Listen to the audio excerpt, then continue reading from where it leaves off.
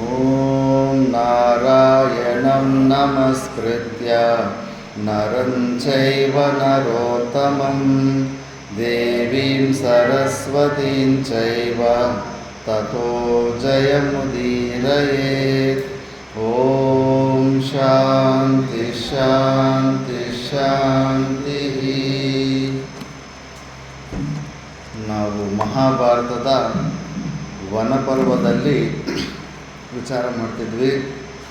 ಇದರಲ್ಲಿ ದ್ರೌಪದಿ ಮತ್ತು ಭೀಮಸೇನನು ಇಬ್ಬರು ಅವರ ಅಣ್ಣ ಧರ್ಮರಾಜಗೆ, ನೀನು ಯಾಕೆ ಇಷ್ಟು ಸೈಲೆಂಟ್ ಆಗಿದೆಯಾ, ಮೋಸವಾದ ಜೂಜಾಟದಲ್ಲಿ ನಮ್ಮ ಆಸ್ತಿನೆಲ್ಲ ಕಿತ್ಕೊಂಡ್ಬಿಟ್ಟಿದ್ದಾರೆ, ನಮ್ಮನ್ನು ಕಾಡು ಪಾಲು ಮಾಡಿದ್ದಾರೆ, ಈ ವನವಾಸದಲ್ಲಿ ನಾವಿಲ್ಲೇ ಇದ್ದುಕೊಂಡು ಅಲ್ಪಾಯುಷ್ಯನಲ್ಲಿ ಜೀವನ ಎಲ್ಲ ಕಾಡಲ್ಲೇ ಅವಳು ಇದಾಗ್ಬಿಟ್ರೆ ಮತ್ತು ಇನ್ನೇನು ಬದುಕೋದಿರುತ್ತೆ. ಮತ್ತು ಅಜ್ಞಾತವಾಸ ಇಟ್ಟಾರೆ. ಅಜ್ಞಾತವಾಸದಲ್ಲಿ ಯಾರಿಗೂ ಕಾಣಿಸ್ಬಾರ್ದು, ಯಾರಾದರೂ ಒಬ್ಬರು ಗುರುತಿಟ್ಬಿಟ್ರೆ ಮತ್ತೆ 12 ವರ್ಷ ವನವಾಸ, ಮತ್ತೆ 1 ವರ್ಷ ಅಜ್ಞಾತವಾಸ. ಅವ್ರು ಬೇಕಂತಲೇ ಈ ಪ್ಲ್ಯಾನ್ ಹಾಕಿದ್ದಾರೆ. ನಾನು ಇಷ್ಟು ದಪ್ಪ ಬೆಟ್ಟ ಥರ ಇದ್ದೀನಿ, ನಾನು ಎಲ್ಲಿ ಬಚ್ಚಿಟ್ಕೊಳ್ಳಿ 1 ವರ್ಷ, ಯಾರೋ ಒಬ್ಬರು ಕಂಡುಹಿಡಿದು ಬಿಡ್ತಾರೆ. ಈಗ ಎಲ್ಲರೂ ನಮ್ಮ ಹೆಸರೆಲ್ಲರೂ ಭಾರತ ದೇಶದಲ್ಲಿ ಎಲ್ರಿಗೂ ಗೊತ್ತಾಗ್ಬಿಟ್ಟಿದೆ, ನಾವು ಪರಾಕ್ರಮ ಎಲ್ಲ. ಆದ್ದರಿಂದ ಈಗಲೇ ಹೋಗ್ಬಿಟ್ಟು ಯುದ್ಧ ಮಾಡಿ ಅವನ್ನೆಲ್ಲ ಸೋಲಿಸಿಬಿಟ್ಟು ನಮ್ಮ ರಾಜ್ಯನ ನಾವು ಹೊಂದೋಣ ಅಂತ. ಧರ್ಮರಾಜ ಅಂತಲೇ ಇಲ್ಲಪ್ಪ, ಕೊಟ್ಟ ಮಾತು ತಪ್ಪಬಾರ್ದು. ಆ ಪಗಡೆ ಆಟದಲ್ಲಿ ಯುದ್ಧಕ್ಕೆ ಕರೆದಂಗೆ ಕರೆದವರು ಅವರು. ಹೋಗಲಿಲ್ಲ ಅಂದರೂ ಅವಮಾನ, ಹೋದ ಮೇಲೆ ಮೋಸದಿಂದ ಇದಾಗಿದ್ದಾರೆ. ಪಂದ್ಯದಲ್ಲಿ ಸೋತೋಗ್ಬಿಟ್ರೆ ಹಿಂಗೆ ವನವಾಸಕ್ಕೆ ಹೋಗಲೇಬೇಕಂತ ಅದು ಮಾತು ಕೊಟ್ಟಿದ್ದೀವಿ. ಕೊಟ್ಟಿದ್ದು ಮಾತು ತಪ್ಪಬಾರ್ದು ನಾವು, ಅದಕ್ಕೆ ಪಾಪ ಬರುತ್ತೆ ಅಂತ. ಸರಿ ಬಿಡು, ಪಾಪ ಬರಲಿ, ಅವ್ರನ್ನ ಈಗಲೇ ಹೋಗಿ ಸೋಲಿಸ್ಬಿಟ್ಟು ಮತ್ತೆ ನಾವು ಯಾಗ ಯಜ್ಞ ಪುಣ್ಯಕರ್ಮಗಳು ಮಾಡಿಬಿಡೋಣ. ಆವಾಗ ಈ ಪುಣ್ಯಕರ್ಮಗಳು ಆ ಪಾಪ ಕರ್ಮ ಇಲ್ಲ ಲೆವೆಲ್ ಆಗಿಬಿಡುತ್ತೆ ಅಂತ. ಈ ಥರ ಎಷ್ಟೋ ಪ್ರಕಾರದ ಯುಕ್ತಿಯಲ್ಲಿ ಹೇಳ್ತಾನೆ. ಧರ್ಮರಾಜ ಒಪ್ಪೋದಿಲ್ಲ. ಇದು ನೋಡಪ್ಪ, ಎಗರಾಡ್ತಾ ಇದೆಯಾ, ಯುದ್ಧ ಯುದ್ಧ ಅಂತ. ಒಂದು ಸ್ವಲ್ಪ ಅವ್ರ ಬಲ ಎಷ್ಟು, ನಮ್ಮ ಬಲ ಎಷ್ಟು ಅಂತ ನೀನು ಯೋಚನೆ ಮಾಡಿದೀಯಾ? ಭೀಷ್ಮನು ಪ್ರತಿಜ್ಞೆ ಮಾಡಿದ್ದಾನೆ, ಹಸ್ತಿನಾಪುರದ ಸಿಂಹಾಸನವನ್ನು ನಾನು ಸಾಯೋ ತನಕ ಕಾಪಾಡ್ತಾ ಇರ್ತೀನಿ ಅಂತ. ಯಾವನಿಗಾದರೂ ಪ್ರಪಂಚದಲ್ಲಿ ಭೀಷ್ಮನನ್ನು ಸಾಯುವಷ್ಟು ಸಾಮರ್ಥ್ಯ ಇದೆಯಾ? ಅವನಿಗೆ ವಿದ್ಯೆ ಕಲಿತುಕೊಟ್ಟಿರುವಂಥ ಪರಶುರಾಮನಿಗೆ ಏನೂ ಮಾಡೋಕ್ಕಾಗಲಿಲ್ಲ, ಭೀಷ್ಮನ ಜೊತೆ ಸೋತೋಗ್ಬಿಡ್ತಾನೆ. ಸ್ವೇಚ್ಛಾ ಮರಣ ಇರುತ್ತೆ. ದ್ರೋಣಾಚಾರ್ಯ ನಮಗೆ ಪಾಠ ಕಲಿತುಕೊಟ್ಟಿರುವಂಥ ಗುರು, ಅವನನ್ನು ಕೂಡ ದುರ್ಯೋಧನ ಮರ್ಯಾದೆಗಳು ಮಾಡಿ ಸವಲತ್ತುಗಳು ಕೊಟ್ಟು ಅವನ ಕಡೆ ಮಾಡ್ಕೊಂಡ್ಬಿಟ್ಟಿದ್ದಾನೆ. ಕರ್ಣನ ಮರ್ತೋಗ್ಬಿಟ್ಟಿದೆಯಾ? ಜರಾಸಂಧ ಅಂತ ಇರ್ತಾನೆ, ಕೃಷ್ಣನೇ ಹೆದರ್ಕೊಂಡು ಆ ಜರಾಸಂಧನಿಗೆ ದ್ವಾರಕಾಗಿ ಬೃಂದಾವನ ಉತ್ತರ ಪ್ರದೇಶ ಬಿಟ್ಟು ಗುಜರಾತಿಗೆ ಓಡೋಗಿರ್ತಾನೆ. ಅಂತಹ ಜರಾಸಂಧನನ್ನು ಕರ್ಣ ಸೋಲಿಸ್ಬಿಟ್ಟಿರ್ತಾನೆ. ಎಂಥ ಪರಾಕ್ರಮಿ! ಇಂಥವನ್ನೆಲ್ಲ ಈಗ ಸುಮ್ಮನೆ ಎಗರಾಡ್ಬಿಟ್ಟು ಹೋಗಿ ಯುದ್ಧ ಮಾಡಿ ಅದು ಮಾಡ್ತೀನಂತ ನಿನ್ನ ಹತ್ರ ಏನಾದರೂ ಸಮಾಧಾನ ಇದೆಯಾ? ಹೆಂಗೆ ಸಾಯಿಸ್ತೀನಿ ನೀನು? ಭೀಷ್ಮನ ಹೆಂಗೆ ಸಾಯಿಸ್ತೀಯ ಅಂದರೆ ಬಾಯಿ ಮುಚ್ಕೊಂಡು ಕೂತ್ಕೊಂಡ್ಬಿಡ್ತಾರೆ. ಮತ್ತು ಸರಿಯಾಗಿಬಿಟ್ಟಿದ್ದನ್ನು ಮತ್ತೆ ಅದೇ ಸಮಯಕ್ಕೆ ವ್ಯಾಸ ಭಗವಾನರು ಬಂದುಬಿಡ್ತಾರೆ. ವ್ಯಾಸ ಭಗವಾನರು ಬಂದುಬಿಟ್ಟಿದ್ದನು ನಿನಗೆ, ಯಾಕಂದರೆ ಧರ್ಮರಾಜ ಹೆದರ್ಕೊಂಡ್ಬಿಟ್ಟಿರ್ತಾನೆ. ಯಾರ ಬಗ್ಗೆ ಅಂದರೆ ಕರ್ಣನ ಬಗ್ಗೆ. ಇಬ್ಬರು 12 ವರ್ಷ ನಿದ್ದೆ ಮಾಡಿರೋದಿಲ್ಲ. ಧೃತರಾಷ್ಟ್ರನಿಗೆ ಯಾವಾಗಲೂ ಭೀಮ ಸ್ವಪ್ನದಲ್ಲಿ ಬರ್ತಾಯಿದ್ದಂತೆ. ಭೀಮ ಸ್ವಪ್ನದಲ್ಲಿ ಬಂದುಬಿಟ್ಟು ಅವ್ರ ಮಕ್ಕಳನ್ನೆಲ್ಲ ಸಾಯಿಸ್ತಾ ಇದ್ದಾನೆ. ಧರ್ಮರಾಜನಿಗೆ ಯಾವಾಗಲೂ ಕರ್ಣನ ಹೆದರಿಕೆಯಿಂದ ಅವನು 12 ವರ್ಷ ವನವಾಸದ ಸರಿಯಾಗಿ ನಿದ್ದೆ ಮಾಡಿರೋದಿಲ್ಲ. ಕರ್ಣನಿಗೆ ಅಷ್ಟೊಂದು ಸಾಮರ್ಥ್ಯ ಇರುತ್ತೆ. ಅದಕ್ಕೆ ಕೃಷ್ಣ ಇಲ್ಲ ಅಂದಿದ್ದರೆ ನಿಜವಾಗ್ಲೂ ಕರ್ಣನನ್ನು ಗೆಲ್ಲೋದಕ್ಕೆ ಯಾರಿಂದ ಆಗ್ತಿರಲಿಲ್ಲ. ಆದ್ದರಿಂದ ಆ ಹೆದರ್ಕೊಂಡಿರೋದನ್ನು ನೋಡಿ ಸಾಕ್ಷಾತ್ ವ್ಯಾಸ ಭಗವಾನರು ಬಂದು ಹೇಳ್ತಾರೆ, ನಾನು ನಿನ್ನ ಅಂತರಾಳವನ್ನು ತಿಳಿದಿದ್ದೀನಿ, ಹೆದರ್ಕೋಬೇಡ, ನಾನು ನಿನಗೊಂದು ಮಂತ್ರ ಕೊಡ್ತಾಯಿದ್ದೀನಿ. ಈ ಮಂತ್ರವನ್ನು ನೀನು ಅರ್ಜುನನಿಗೆ ಉಪದೇಶ ಮಾಡು. ಈ ಮಂತ್ರವನ್ನು ಅರ್ಜುನ ತಪಸ್ಸು ಮಾಡಿದ್ರೆ ಅವನು ಇಷ್ಟವಾದ ಲೋಕಗಳಿಗೆ ಹೋಗುವಷ್ಟು ಸಾಮರ್ಥ್ಯ ಬರುತ್ತೆ. ಆವಾಗ ಅವನು ದೇವತೆಗಳ ಹತ್ರ ಎಲ್ಲ ಹೋಗ್ಬಿಟ್ಟು ಎಕ್ಸ್ಟ್ರಾ ಏನೇನೆಲ್ಲ ಅಸ್ತ್ರಗಳು ಹೊರಗಲಿರ್ತಾವೆ ಅವೆಲ್ಲ ತೊಗೊಂಬರಲಿ ಅಂತ.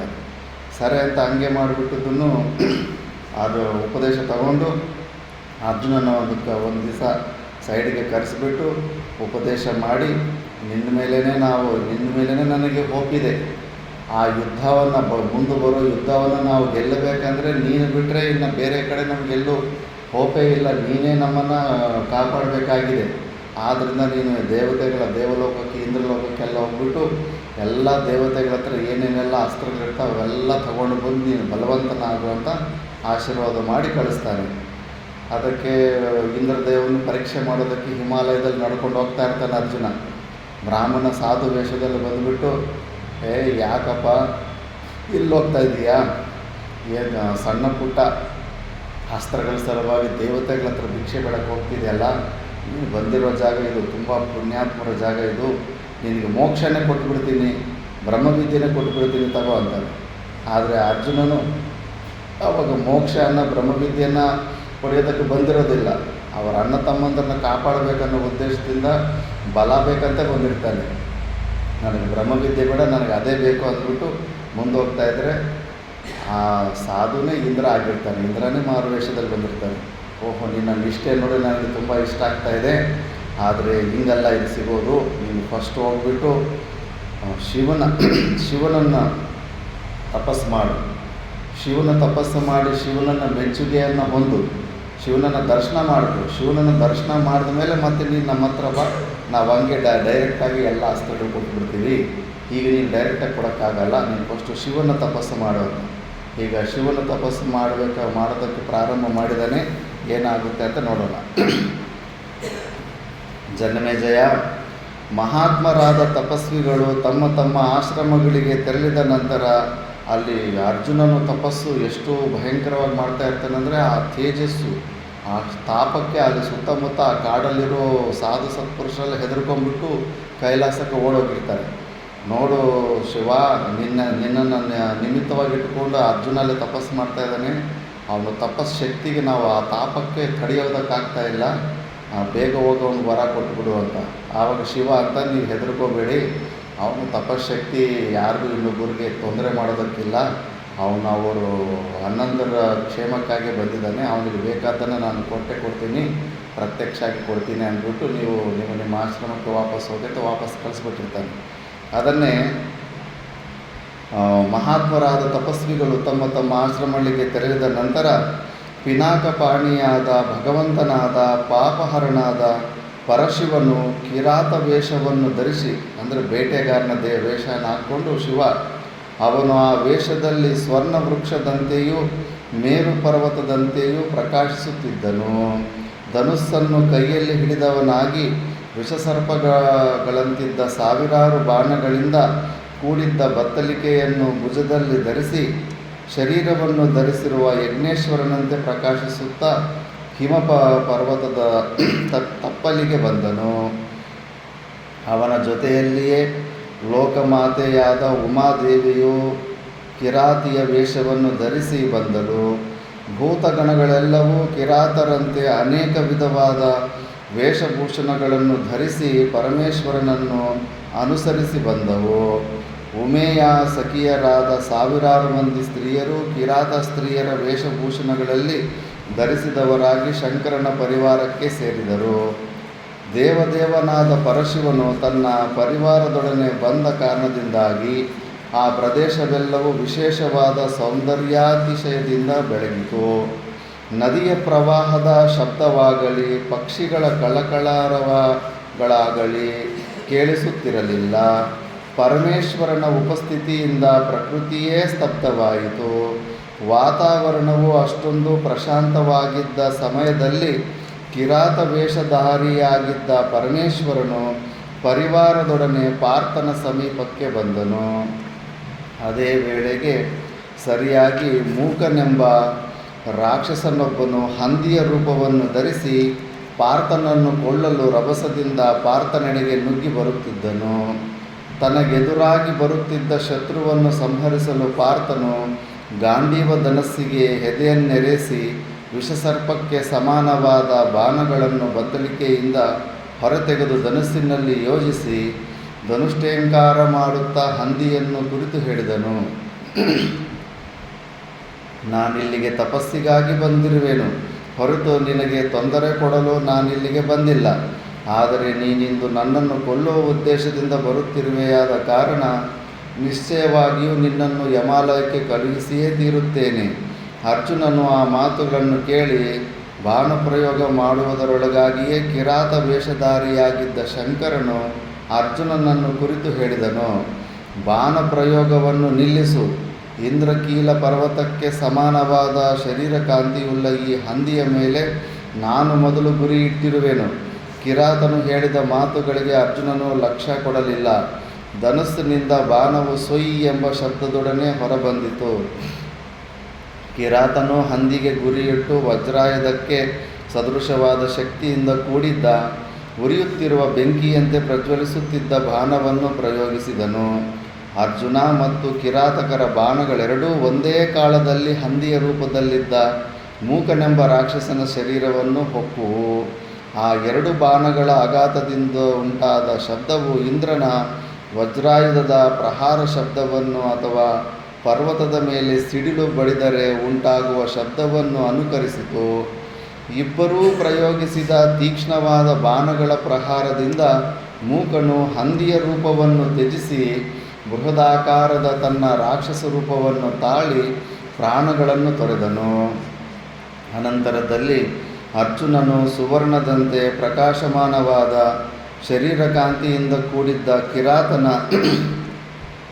ವೇಷಭೂಷಣಗಳನ್ನು ಧರಿಸಿದ್ದ ಅನೇಕ ಸ್ತ್ರೀಯರಿಂದ ಪರಿವೃತನಾಗಿದ್ದ ಕಿರಾತರಾಜನನ್ನು ನೋಡಿ ನಸುನಕ್ಕು ಹೇಳಿದನು, ಕನಕಪ್ರಭನೇ, ಈ ಸ್ತ್ರೀಯರಿಂದ ಪರಿವೃತನಾಗಿ ನಿರ್ಜನ ಪ್ರದೇಶದಲ್ಲಿ ಸಂಚಾರ ಹೊರಟಿರುವ ನೀನು ಯಾರು? ನಿನಗೆ ಈ ಘೋರಾರಣ್ಯದಲ್ಲಿ ಭಯವಾಗುವುದಿಲ್ಲವೇ? ನಾನು ಮೊದಲು ಗುರಿಯಿಟ್ಟಿದ್ದ ಹಂದಿಗೇಕೆ ನೀನು ಬಾಣಪ್ರಯೋಗ ಮಾಡಿದೆ? ಈ ರಾಕ್ಷಸನು ನನ್ನನ್ನು ಕೊಲ್ಲುವ ಸಲುವಾಗಿ ಬಂದಿದ್ದನು. ಅವನನ್ನು ಸಂಹರಿಸುವುದು ನನ್ನ ಕರ್ತವ್ಯವಾಗಿದ್ದಿತು. ಆದುದರಿಂದಲೇ ನಾನು ವರಾಹ ರೂಪದಲ್ಲಿದ್ದ ರಾಕ್ಷಸನ ಮೇಲೆ ಗುರಿಯಿಟ್ಟೆನು. ಈ ಮಧ್ಯದಲ್ಲಿ ನೀನೇಕೆ ಗುರಿಯಿಟ್ಟು ಹಂದಿಗೆ ಬಾಣ ಪ್ರಯೋಗ ಮಾಡಿದೆ? ನೀನು ಮಾಡಿದ ಕಾರ್ಯವು ಬೇಟೆಗಾರರು ಅನುಸರಿಸಬೇಕಾದ ಧರ್ಮಕ್ಕೆ ವಿರುದ್ಧವಾಗಿದೆ. ಒಬ್ಬನು ಗುರಿಯಿಟ್ಟ ಪ್ರಾಣಿಗೆ ಮತ್ತೊಬ್ಬ ಬೇಟೆಗಾರನು ಖಂಡಿತವಾಗಿಯೂ ಗುರಿಯಿಟ್ಟು ಹೊಡೆಯುವುದಿಲ್ಲ. ಆದುದರಿಂದ ನೀನು ಶಿಕ್ಷಾ ಅರ್ಹನಾಗಿರುವೆ. ನಿನ್ನ ಪ್ರಾಣ ವಿಮೋಚನೆಯೇ ನಿನ್ನ ಅಪರಾಧಕ್ಕೆ ತಕ್ಕ ಶಿಕ್ಷೆಯಾಗಿರುವುದು. ನಿನ್ನನ್ನಿಂದು ಪ್ರಾಣ ಸಹಿತವಾಗಿ ಬಿಡಲಾರೆನು ಅಂತ ಅರ್ಜುನ ಅಂತಾನೇನಾ? ನಾನು ಗುರಿ ಇಟ್ಟ ಮೇಲೆ ನೀನು ಗುರಿ ಇಡ್ತೀಯಲ್ಲ, ಅದು ತಪ್ಪಂತ ಗೊತ್ತಿಲ್ವಾ? ನಾನು ನಿನ್ನನ್ನು ಸಾಯಿಸ್ತೀನಿ ಅಂತಾನೆ. ಹೀಗೆ ಹೇಳಿದ ಸವ್ಯಸಾಚಿಯಾದ ಅರ್ಜುನನ ಮಾತುಗಳನ್ನು ಕೇಳಿ ಕಿರಾತನು ನಸುನಗುತ್ತಾ ಮೃದು ವಚನಗಳಿಂದಲೇ ಉತ್ತರಿಸಿದನು, ವೀರಾಗ್ರಣಿಯೇ, ನೀನು ನನ್ನ ವಿಷಯದಲ್ಲಿ ಅನುಕಂಪವನ್ನು ತೋರಬೇಕಾದ ಕಾರಣವಿಲ್ಲ. ಕಿರಾತರಾದ ನಮಗೆ ಅರಣ್ಯಗಳೇ ಯೋಗ್ಯವಾದ ನಿವಾಸ ಸ್ಥಾನಗಳಾಗಿರುವವು. ಆದುದರಿಂದ ನಾವು ಈ ಅರಣ್ಯದಲ್ಲಿ ಭಯಪಡುವ ಕಾರಣವೂ ಇಲ್ಲ. ನೀನು ಈ ವಿಷಯವಾಗಿ ಯೋಚಿಸಬೇಕಾಗಿಯೂ ಇಲ್ಲ. ಆದರೆ ಈ ದುರ್ಗಮವಾದ ಅರಣ್ಯದಲ್ಲಿ ನೀನೇಕೆ ವಾಸ ಮಾಡುತ್ತಿರುವೆ? ನಾನಾ ವಿಧವಾದ ದುಷ್ಟ ಪ್ರಾಣಿಗಳಿಗೆ ನಿವಾಸ ಸ್ಥಾನವಾಗಿರುವ ಈ ಘೋರಾರಣ್ಯವು ನಮಗೆ ಮಾತ್ರವೇ ವಾಸಿಸಲು ಯೋಗ್ಯವಾಗಿರುವುದು. ಮೇಲಾಗಿ ನೀನು ಅಗ್ನಿಯಂತೆ ಪ್ರಕಾಶಮಾನನಾಗಿ ಸುಕುಮಾರನಾಗಿರುವೆ. ಸುಖೋಪಭೋಗಗಳನ್ನು ಅನುಭವಿಸಲು ಯೋಗ್ಯನಾಗಿರುವೆ. ಇಂತಹ ನೀನು ನಿರ್ಜನವಾದ ಈ ಪ್ರದೇಶದಲ್ಲಿ ಏಕಾಕಿಯಾಗಿ ಸಂಚರಿಸುತ್ತಿರುವೆ ಏಕೆ? ಕಿರಾತರಾಜ, ಈ ಗಾಂಡೀವ ಧನಸ್ಸಿನ ಮತ್ತು ತೀಕ್ಷ್ಣವಾದ ಈ ಬಾಣಗಳ ಅವಲಂಬನೆಯಿಂದ ಈ ಘೋರಾರಣ್ಯದಲ್ಲಿ ನಾನು ನಿರ್ಭೀತನಾಗಿ ಎರಡನೆಯ ಷಣ್ಮುಖನಂತೆ ಕಾಲ ಕಳೆಯುತ್ತಿರುವೆನು. ನನ್ನ ಪರಾಕ್ರಮವೆಷ್ಟೆಂಬುದನ್ನು ನೀನು ಈಗಲೇ ನೋಡಿದೆಯಲ್ಲವೇ? ನನ್ನನ್ನು ಕೊಲ್ಲುವ ಸಲುವಾಗಿ ಹಂದಿಯ ರೂಪವನ್ನು ಧರಿಸಿ ಬಂದ ರಾಕ್ಷಸನನ್ನು ಕ್ಷಣ ಮಾತ್ರದಲ್ಲಿ ನನ್ನ ಬಾಣ ಪ್ರಯೋಗದಿಂದ ಯಮಾಲಯಕ್ಕೆ ಕಳಿಸಿಬಿಟ್ಟೆನು. ಕಿರಾತನೊಮ್ಮೆ ಗಹಗಹಿಸಿ ಗಟ್ಟಿಯಾಗಿ ನಕ್ಕು ಹೇಳಿದನು, ತಾಪಸನೇ, ಈ ರಾಕ್ಷಸನು ಮೊದಲು ನನ್ನಿಂದಲೇ ಗುರಿ ಹಿಡಿಯಲ್ಪಟ್ಟು ನನ್ನ ಬಾಣದ ಪ್ರಹಾರದಿಂದಲೇ ಯಮನ ಅತಿಥಿಯಾಗಿ ಹೋಗಿರುತ್ತಾನೆ. ನಾನು ಗುರಿಯಿಟ್ಟ ನಂತರವೇ ನೀನು ಗುರಿಯಿಟ್ಟು ರಾಕ್ಷಸನ ಮೇಲೆ ಬಾಣಪ್ರಯೋಗ ಮಾಡಿದೆ. ಈ ಮಧ್ಯದಲ್ಲಿ ನೀನು ಬಾಣಪ್ರಯೋಗ ಮಾಡಕೂಡದೆಂದು ನಾನು ಹೇಳಿರುತ್ತೇನೆ. ನಾನು ಮೊದಲು ಗುರಿಯಿಟ್ಟ ಲಕ್ಷ್ಯಕ್ಕೆ ನೀನು ಗುರಿಯಿಟ್ಟು ಹೊಡೆದು ಬೇಟೆಯ ಧರ್ಮವನ್ನು ಪರಾಕ್ರಮದ ಅಹಂಕಾರದಿಂದ ಮುರಿದಿರುವೆಯೇ ಹೊರತು ನಾನು ಬೇಟೆಯ ಧರ್ಮಕ್ಕೆ ವಿರುದ್ಧವಾಗಿ ವರ್ತಿಸಿಲ್ಲ. ಈ ವಿಧವಾಗಿ ನೀನು ಅಪರಾಧ ಮಾಡಿದುದು ಅಲ್ಲದೆ ನನ್ನನ್ನೇ ಅಪರಾಧಿ ಎಂದು ಹೇಳುತ್ತಿರುವೆ. ಇದು ಖಂಡಿತವಾಗಿಯೂ ನಿನ್ನಂತಹ ವೀರನಿಗೆ ಉಚಿತವೆನಿಸುವುದಿಲ್ಲ. ಸ್ವಯಂ ಅಪರಾಧ ಮಾಡಿಯೂ ಬೇರೆಯವರ ಅಪರಾಧಿಗಳೆಂದು ಆರೋಪಿಸುತ್ತಿರುವ ಮಂದಾತ್ಮನಾದ ನಿನ್ನನ್ನು ನಾನು ಖಂಡಿತವಾಗಿಯೂ ಪ್ರಾಣಸಹಿತವಾಗಿ ಬಿಡಲಾರೆನು. ನನ್ನೊಡನೆ ಯುದ್ಧಕ್ಕೆ ಸಿದ್ಧನಾಗಿ ನಿಲ್ಲು. ಇಂದ್ರನ ವಜ್ರಾಯುಧಕ್ಕೆ ಸಮಾನವಾದ ಬಾಣಗಳನ್ನು ನಿನ್ನ ಮೇಲೆ ಪ್ರಯೋಗಿಸುವೆನು. ನೀನು ನಿನ್ನ ಪೌರುಷವನ್ನು ಸಂಪೂರ್ಣವಾಗಿ ವಿನಿಯೋಗಿಸಿ ನಿನ್ನಲ್ಲಿರುವ ಬಾಣಗಳನ್ನು ನನ್ನ ಮೇಲೆ ಪ್ರಯೋಗಿಸು. ಕಿರಾತನ ಔದ್ಯತ್ಯದ ಮಾತುಗಳು ಎಂತಹವನಿಗಾದರೂ ಕೋಪವನ್ನುಂಟು ಮಾಡತಕ್ಕವುಗಳಲ್ಲವೇ? ಮಹಾಪರಾಕ್ರಮಿಯಾದ ಕಿರೀಟಿಯ ವಿಷಯದಲ್ಲಿ ಹೇಳಬೇಕಾಗಿಯೇ ಇಲ್ಲ. ಅರ್ಜುನನು ಕೋಪದಿಂದ ಕಿಡಿಕಿಡಿಯಾದನು. ಧನುಷ್ಟೇಂಕಾರ ಮಾಡಿ ಸರ್ಪಸದೃಶ ಬಾಣಗಳನ್ನು ಧನುಸ್ಸಿನಲ್ಲಿ ಯೋಜಿಸಿ ಒಂದಾದ ಮೇಲೊಂದರಂತೆ ಕಿರಾತನ ಮೇಲೆ ಪ್ರಯೋಗಿಸತೊಡಗಿದನು. ಕಿರಾತನು ತನ್ನ ಕಡೆಗೆ ವೇಗವಾಗಿ ಬರುತ್ತಿದ್ದ ಬಾಣಗಳನ್ನೆಲ್ಲವನ್ನೂ ನಗುನಗುತ್ತಲೇ ಹಿಡಿದು ಕೆಳಕ್ಕೆ ಹಾಕುತ್ತಾ ಅರ್ಜುನನನ್ನು ಕುರಿತು ಹೇಳಿದನು, ಮಂದಾತ್ಮನೇ, ನೀನು ಪ್ರಯೋಗಿಸುತ್ತಿರುವ ಈ ಬಾಣಗಳು ನನ್ನನ್ನೇನೂ ಮಾಡಲಾರವು. ನನ್ನ ಚರ್ಮದೊಳಗೆ ನುಸುಳುವ ಶಕ್ತಿಯುಳ್ಳ ತೀಕ್ಷ್ಣವಾದ ಬಾಣಗಳನ್ನಾದರೂ ಪ್ರಯೋಗಿಸು. ಇನ್ನೂ ಕೋಪ ತರಿಸ್ತಾ ಇದ್ದಾನೆ. ಕಿರಾತನ ಮಾತುಗಳನ್ನು ಕೇಳಿ ಅರ್ಜುನನ ಕೋಪವು ಮತ್ತಷ್ಟು ಹೆಚ್ಚಿತು. ಬಾಣಗಳ ಮಳೆಯನ್ನೇ ಕಿರಾತನ ಮೇಲೆ ಸುರಿಸಿದನು. ಕಿರಾತನು ಹತ್ತಿರಕ್ಕೆ ಬಂದ ಬಾಣಗಳೆಲ್ಲವನ್ನೂ ಕತ್ತರಿಸಿ ಕಾಲಸರ್ಪದಂತಿದ್ದ ಬಾಣಗಳನ್ನು ಅರ್ಜುನನ ಮೇಲೆ ಪ್ರಯೋಗಿಸಿದನು. ಅರ್ಜುನನು ಪ್ರಯೋಗಿಸುತ್ತಿದ್ದ ಬಾಣಗಳೆಲ್ಲವನ್ನೂ ಕಿರಾತನು ಪರ್ವತದಂತೆ ಅಚಲನಾಗಿ ನಿಂತು ಎದುರಿಸುತ್ತಿದ್ದನು. ಆ ಬಾಣಗಳಿಂದ ಕಿರಾತನಿಗೆ ಒಂದು ಸಣ್ಣ ಗಾಯವನ್ನು ಮಾಡಲು ಅರ್ಜುನನು ಸಮರ್ಥನಾಗಿರಲಿಲ್ಲ. ಅದನ್ನು ಕಂಡು ಧನಂಜಯನಿಗೆ ಬಹಳ ಆಶ್ಚರ್ಯವಾಯಿತು. ಕಿರಾತನ ಮೇಲೆ ಪ್ರಯೋಗಿಸಿದ ಸಾವಿರಾರು ಬಾಣಗಳು ಕಿರಾತನ ಸಮೀಪವನ್ನು ಸೇರಲು ಸಮರ್ಥವಾಗಲಿಲ್ಲ. ಬಾಣಗಳೆಲ್ಲವೂ ವಿಫಲವಾಗಲು ಅರ್ಜುನನು ಮನದಲ್ಲಿಯೇ ಕಿರಾತನ ಪರಾಕ್ರಮವನ್ನು ಶ್ಲಾಘನೆ ಮಾಡುತ್ತಾ ಹೇಳಿಕೊಂಡನು. ಬಳೆ ಸುಕುಮಾರವಾದ ಶರೀರವನ್ನು ಧರಿಸಿರುವ ಹಿಮವತ್ ಪರ್ವತದ ತಪ್ಪಲಿನಲ್ಲಿ ವಾಸ ಮಾಡುವ ಈ ಕಿರಾತನು ಗಾಂಡೀವ ಮಹಾಧನಸ್ಸಿನಿಂದ ಪ್ರಯೋಗಿಸಲ್ಪಟ್ಟ ಬಾಣವರ್ಷವನ್ನು ಸ್ವಲ್ಪವೂ ವಿಚಲಿತನಾಗದೆ ಭಯಪಡದೆ ಎದುರಿಸುತ್ತಿದ್ದಾನೆ. ಇವನು ಯಾರಾಗಿರಬಹುದು? ಇವನೇನು ರುದ್ರನೇ ಅಥವಾ ಮತ್ಯಾವ ದೇವತೆಯಾದರೂ ಕಿರಾತ ವೇಷಧಾರಿಯಾಗಿ ಬಂದಿರುವನೇ? ಯಾಕಂದರೆ ಗಾಂಡೀವದಿಂದ ಬಿಟ್ಟ ಬಾಣನ ತಡೆಯೋಕ್ಕೆ ಸಾಮಾನ್ಯ ಶಕ್ತಿ ಯಾರಿಗೂ ಇರೋದಿಲ್ಲ. ಅಥವಾ ಯಕ್ಷನೋ ರಾಕ್ಷಸನೋ ಇವನಾಗಿರಬಹುದು. ಕೆಲವು ಸಮಯಗಳಲ್ಲಿ ದೇವತೆಗಳು ಹಿಮವತ್ ಪರ್ವತದ ತಪ್ಪಲಿನಲ್ಲಿ ಸಂಚರಿಸುವರೆಂದು ಕೇಳಿರುವೆನು. ಈಗಲೂ ನಂಬುತ್ತಾರೆ. ಅಲ್ಲಿ ಹಿಮಾಲಯದಲ್ಲಿ ವಿಚಿತ್ರವಾದ ಅನುಭೂತಿಗಳಾಗ್ತವೆ. ಅಲ್ಲಿ ಕಾಡಲ್ಲಿ ಮಲ್ಕೊಂಡಿದ್ರೆ 3 ಗಂಟೆಗೆ ಬಂದು ಗಟ್ಟಿಯಾಗಿ ಕಿರ್ಚಿ ನಿದ್ದೆ ಎಬ್ಬಿಸ್ಬಿಡ್ತಾಯಿದ್ರು. ಯಾರು ಉಳುಕಿ ಬಿದ್ದು ಎತ್ತು ನೋಡಿದ್ರೆ ಯಾರು ಮನುಷ್ಯರು ಕಾಣಿಸೋದೇ ಇಲ್ಲ. ಸುಮಾರು 1 ತಿಂಗಳಿಗೆ ನಡೆಯಿತು. ಅದೇನೇನು ಶಕ್ತಿಗಳಿದ್ದಾವ ಹಿಮಾಲಯದಲ್ಲಿ, ಯಾರಿದ್ದಾರೋ ಏನೂ ಅರ್ಥ ಆಗಲ್ಲ. ಪಿನಾಕಪಾಣಿಯಾದ ಪರಮೇಶ್ವರನೊಬ್ಬನನ್ನು ಬಿಟ್ಟು ಈ ಗಾಂಡೀವ ಧನಸ್ಸಿನಿಂದ ಪ್ರಯೋಗಿಸಲ್ಪಟ್ಟ ಬಾಣಗಳನ್ನು ಸಹಿಸಿಕೊಳ್ಳುವ ಸಾಮರ್ಥ್ಯವು ಮತ್ತಾರಿಗೆ ತಾನೇ ಇರಲು ಸಾಧ್ಯ? ಇವನು ಯಕ್ಷನಾಗಿರಲಿ ಬೇರ್ಯಾವ ದೇವನೇ ಆಗಿರಲಿ ರುದ್ರನೊಬ್ಬನಲ್ಲದಿದ್ದರೆ ಈ ಕಿರಾತನನ್ನು ಖಂಡಿತವಾಗಿಯೂ ನಿಮಿಷ ಮಾತ್ರದಲ್ಲಿ ಹಿಮಾಲಯಕ್ಕೆ ಕಳಿಸಿಬಿಡುವೆನು. ಹೀಗೆಂದು ಮನಸ್ಸಿನಲ್ಲಿ ಯೋಚಿಸಿ ಪುನಃ ನವಚೇತನವನ್ನು ಪಡೆದವನಾಗಿ ಸೂರ್ಯನ ಕಿರಣಗಳಿಗೆ ಸಮಾನವಾದ ಅಸಂಖ್ಯಾತ ಬಾಣಗಳನ್ನು ಕಿರಾತನ ಮೇಲೆ ಪ್ರಯೋಗಿಸಿದನು.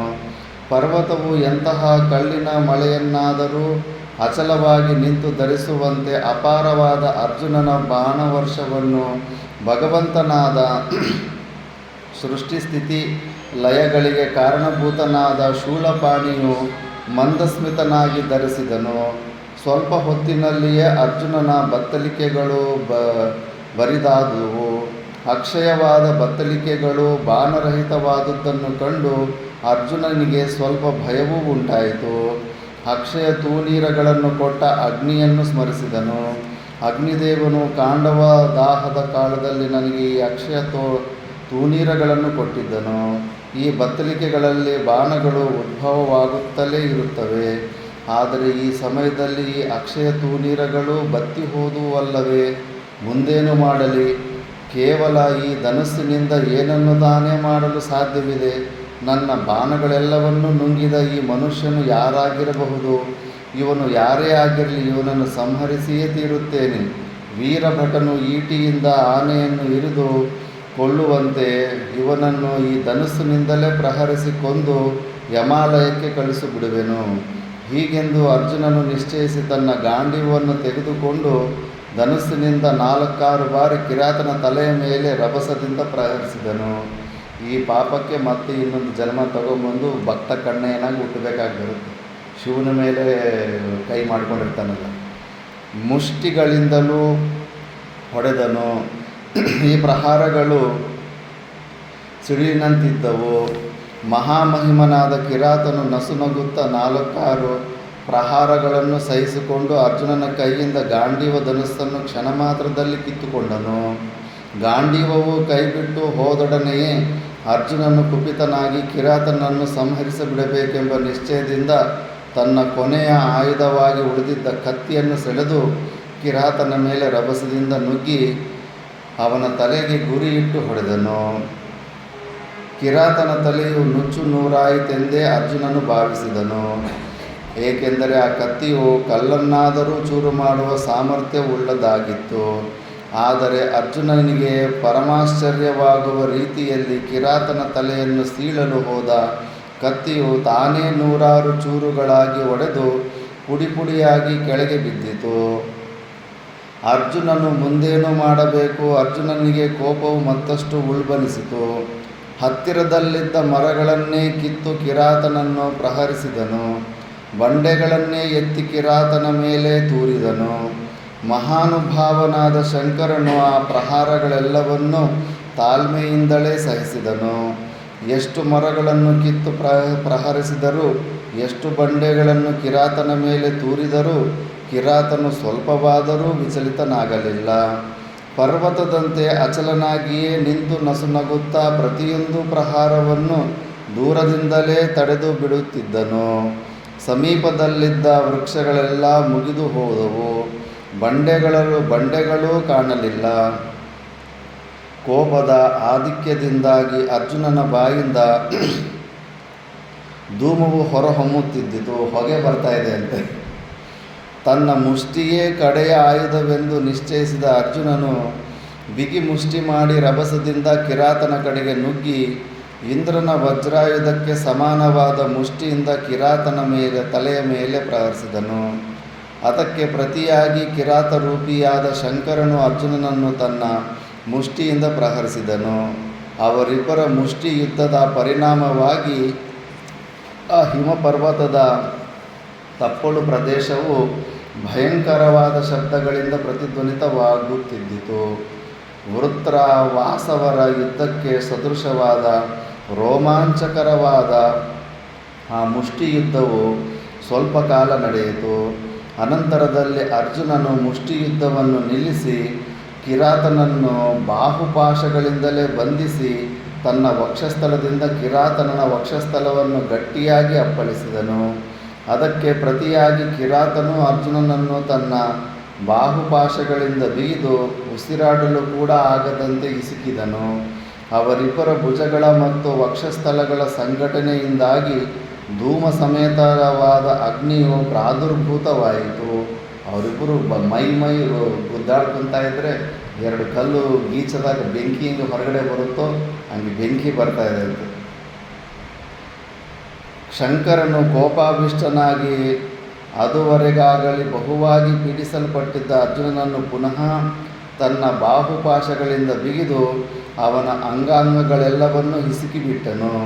ಅರ್ಜುನನ ಶರೀರದಲ್ಲಿದ್ದ ಮೂಳೆಗಳೆಲ್ಲವೂ ನುಚ್ಚು ನೂರಾಗಿ ನಖಶಿಖಾಂತವಾದ ಶರೀರವು ಕೇವಲ ಮಾಂಸದ ಮುದ್ದೆಯಂತಾಯಿತು. ಕಿರಾತನಿಂದ ಈ ರೀತಿಯಲ್ಲಿ ಪೀಡಿಸಲ್ಪಟ್ಟ ಅರ್ಜುನನಿಗೆ ಉಸಿರಾಡಲು ಕೂಡ ಅಸಾಧ್ಯವಾಯಿತು. ನಿಲ್ಲಲು ಕೂಡ ಸಾಧ್ಯವಾಗದೆ ಸೊರಗಿ ಸತ್ತವನಂತೆ ಕೆಳಗುರುಳಿದನು. ಜ್ಞಾನಶೂನ್ಯನಾಗಿ ಕೆಲವು ಕ್ಷಣಗಳು ಬಿದ್ದಿದ್ದು ಅನಂತರ ಎಚ್ಚರಗೊಂಡು ಅರ್ಜುನನು ಮೆಲ್ಲನೆ ಮೇಲೆದ್ದು ಕುಳಿತು ತನ್ನ ಶರೀರವೆಲ್ಲವೂ ರಕ್ತದಿಂದ ತೊಯ್ದಿರುವುದನ್ನು ಕಂಡು ತಾನು ಹೆಚ್ಚು ದುರ್ಬಲನಾಗಿರುವುದನ್ನು ಮನಗಂಡನು. ದುಃಖಿತನಾದ ಅರ್ಜುನನಿಗೆ ಮುಂದೇನು ಮಾಡಬೇಕೆಂಬುದೇ ತಿಳಿದಾಯಿತು. ಕುಳಿತಲ್ಲಿಯೇ ತನ್ನ ಉಪಾಸ್ಯದ ದೈವನಾದ ಮಂಗಳಮೂರ್ತಿಯಾದ ಪರಶಿವನನ್ನು ಮನಸ್ಸಿನಲ್ಲಿಯೇ ನಮಿಸಿ ಮಣ್ಣನ್ನು ಬಗೆದು ಪೀಠವನ್ನು ನಿರ್ಮಿಸಿ ಲಿಂಗಾಕಾರದ ಶಿವಮೂರ್ತಿಯನ್ನು ಕಲ್ಪಿಸಿ ವನಕುಸುಮಗಳಿಂದ ಮಾಡಿದ ಮಾಲೆಯನ್ನು ಅರ್ಪಿಸಿ ಧ್ಯಾನಾಸಕ್ತನಾದನು. ಕೆಲವು ನಿಮಿಷಗಳು ಕಳೆದ ಕಣ್ತೆರೆದು ನೋಡಲಾಗಿ ಅವನು ಲಿಂಗಕ್ಕೆ ಹಾಕಿದ ಮಾಲೆಯು ಮಾಯವಾಗಿದ್ದಿತು. ಸುತ್ತಲೂ ನೋಡಿದನು. ವನಸು ಮಾಲೆಯು ಕಿರಾತನ ತಲೆಯನ್ನು ಅಲಂಕರಿಸುತ್ತಿದ್ದಿತು. ಅದನ್ನು ನೋಡಿದೊಡನೆ ಅರ್ಜುನನ ಕಣ್ಣುಗಳಿಂದ ಆನಂದ ಬಾಷ್ಪಗಳು ಸುರಿದವು. ಮಹಾನಂದವಾಯಿತು. ನವಚೇತನ ಉಂಟಾಯಿತು. ಯುದ್ಧ ಮಾಡಿದ ಆಯಾಸವು ಲೇಷ ಮಾತ್ರವೂ ಉಳಿಯಲಿಲ್ಲ. ಅರ್ಜುನನು ಒಡನೆಯೇ ಮೇಲೆದ್ದು ಪರಮೇಶ್ವರನಿಗೆ ಸಾಷ್ಟಾಂಗ ಪ್ರಣಾಮ ಮಾಡಿದನು. ಶಂಕರನು ಸುಪ್ರೀತನಾಗಿ ದೀರ್ಘದಂಡ ಪ್ರಣಾಮ ಮಾಡಿದ ಅರ್ಜುನನನ್ನು ಹಿಡಿದು ಮೇಲೆತ್ತಿ ತಪಸ್ಸಿನಿಂದ ಕ್ಷೀಣವಾಗಿದ್ದ ಅರ್ಜುನನ ಶರೀರವನ್ನು ಸ್ಪರ್ಶ ಮಾಡುತ್ತಾ ವಿಸ್ಮಯಾನ್ವಿತನಾದ ಅರ್ಜುನನನ್ನು ಕುರಿತು ಮೇಘದಂತೆ ಗಂಭೀರವಾದ ವಾಣಿಯಿಂದ ಹೇಳಿದನು.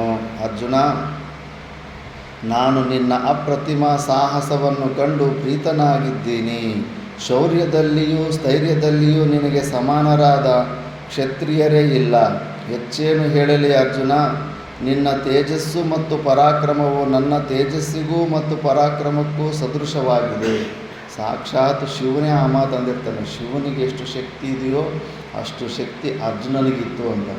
ಅದಕ್ಕೆ ಮಹಾಭಾರತ ಯುದ್ಧ ಸ್ಟಾರ್ಟ್ ಆಗೋದಕ್ಕಿಂತ ಮುಂಚೆ ಲೆಕ್ಕಾಚಾರ ಹಾಕ್ಕೊತಾ ಇರ್ತಾರೆ, ಯಾರ ಬಲ ಎಷ್ಟು ಅಂತ. ಭೀಷ್ಮಾಚಾರ್ಯನೇ ಪಾಂಡವರ ಕಡೆ ಇರೋರು ಎಲ್ಲರ ಬಲವನ್ನು ಹೇಳ್ಕೊತಾ ಇರ್ತಾನೆ. ದುರ್ಯೋಧನ ಕೇಳ್ತಾ ಇರ್ತಾನೆ, ಅವ್ರ ಬಲ ಎಷ್ಟು, ಅವ್ರನ್ನ ಹೆಂಗೆ ಅಟ್ಯಾಕ್ ಮಾಡಬೇಕು ಹಿಂಗೆ ಅಂತ. ಲಾಸ್ಟಿಗೆ ಬರುತ್ತೆ, ಅರ್ಜುನನ ಬಲ ಎಷ್ಟು ಅಂತ ಕೇಳ್ತಾನೆ ದುರ್ಯೋಧನ ಭೀಷ್ಮನಲ್ಲಿ. ಅಯ್ಯೋ ದುರ್ಯೋಧನ, ಅರ್ಜುನನ ಬಲ ಎಷ್ಟು ಅಂತ ನಾನು ಹೇಳೋದಕ್ಕೂ ಸಾಧ್ಯ ಇಲ್ಲ, ನೀನೆಂತೂ ಕೇಳೋದಕ್ಕೂ ಸಾಧ್ಯ ಇಲ್ಲ. ಕೇಳಿದ ತಕ್ಷಣ ನೀನು ಮತ್ತೆ ಹುಚ್ಚವೇ ಕುಂತೀಯ, ಈಗಲೇ ಹೆದರ್ಕೊಂಡ್ಬಿಡ್ತೀಯ. ಆ ಒಂದು ಪ್ರಶ್ನೆಯನ್ನು ಮಾತ್ರ ಕೇಳಬೇಡ ಅಂತ.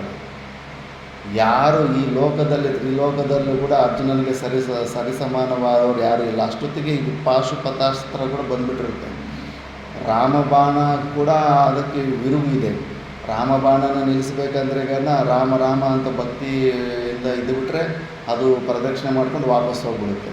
ನಾರಾಯಣಾಸ್ತ್ರಕ್ಕೂ ಅಷ್ಟೇ, ಅದಕ್ಕೆ ನಾರಾಯಣಾಸ್ತ್ರ ಬಿಟ್ಟರೆ ನಮಸ್ಕಾರ ಮಾಡಿಬಿಟ್ಟು ಸಾಷ್ಟಾಂಗ ಪ್ರಣಾಮ ಮಾಡಿಬಿಟ್ರೆ ಅದು ವಾಪಸ್ ಹೋಗ್ಬಿಡುತ್ತೆ. ಬ್ರಹ್ಮಾಸ್ತ್ರಕ್ಕೆ ಇನ್ನೊಂದು ಬ್ರಹ್ಮಾಸ್ತ್ರದಿಂದ ಅದನ್ನು ಉಪಸಂಹಾರ ಮಾಡ್ಬೋದು. ಪಾಶುಪತಾಸ್ತ್ರ, ಶಿವನ ಹತ್ರ ಇರೋ ಪಾಶುಪತಾಸ್ತ್ರಕ್ಕೆ ಮಾತ್ರ ಏನು ಇನ್ನೊಂದು ಆಪ್ಷನ್ನೇ ಇಲ್ಲ. ಅದು ಬಿಟ್ಟಿದ್ರೆ ಅಂದರೆ ಪ್ರಳಯನೇ ಇಲ್ಲ. ಅದಕ್ಕೆ ಆ ಒಂದು ಪಾಶುಪತಾಸ್ತ್ರದಿಂದ ಅರ್ಜುನ ಎಲ್ಲರಿಗಿಂತ ಪವರ್ಫುಲ್ ಆಗಿರ್ತಾನೆ. ಅದು ಪ್ರಳಯನ್ನೇ ತರಿಸೋಷ್ಟು ಸಾಮರ್ಥ್ಯ ಇರುತ್ತೆ.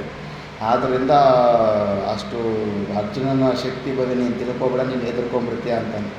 ಈಗ ಸದಾಶಿವನೇ ಸಾಕ್ಷಾತ್ ಹೇಳ್ತಾ ಇದ್ದಾರೆ, ನನ್ನಲ್ಲಿರೋ ಅಷ್ಟು ಪರಾಕ್ರಮ ನಿನ್ನಲ್ಲಿದೆ ಅಂತ. ನಾನು ನಿನ್ನ ವಿಷಯದಲ್ಲಿ ಸುಪ್ರೀತನಾಗಿದ್ದೇನೆ. ನಿನಗೆ ನನ್ನ ನಿಜ ಸ್ವರೂಪವನ್ನು ನೋಡಲು ಶಕ್ಯವಾಗುವಂತೆ ದಿವ್ಯ ಚಕ್ಷುಸ್ಸನ್ನು ಕೊಡುತ್ತೇನೆ. ನೀನು ಹಿಂದೆ ನರನೆಂಬ ಋಷಿಯಾಗಿದ್ದೆ, ನರನಾರಾಯಣ ಋಷಿಗಳು. ನಿನ್ನ ಶತ್ರುಗಳೆಲ್ಲರನ್ನೂ ಅವರು ದೇವತೆಗಳೇ ಆಗಿದ್ದರೂ ಜಯಿಸಿ ವಿಜಯಿಯಾಗುವೆ. ನಿನ್ನ ತಪಸ್ಸಿಗೂ ಮತ್ತು ಸಾಮರ್ಥ್ಯಕ್ಕೂ ಮೆಚ್ಚಿರುವ ನಾನು ನಿನಗೆ ಅನಿವಾರ್ಯವಾದ ಅಪ್ರತಿಹತವಾದ ಅಸ್ತ್ರವನ್ನು ಕೊಡುತ್ತೇನೆ. ಈ ಮಹಾ ಅಸ್ತ್ರವನ್ನು ಧಾರಣೆ ಮಾಡಲು ಮತ್ತು ಪ್ರಯೋಗ ಮಾಡಲು ನೀನೊಬ್ಬನೇ ಸಮರ್ಥನಾಗಿರುವೆ. ಹೀಗೆಂದು ಹೇಳಿ ಪರಮೇಶ್ವರನು ಅರ್ಜುನನಿಗೆ ದಿವ್ಯ ದೃಷ್ಟಿಯನ್ನು ದಯಪಾಲಿಸಿದನು.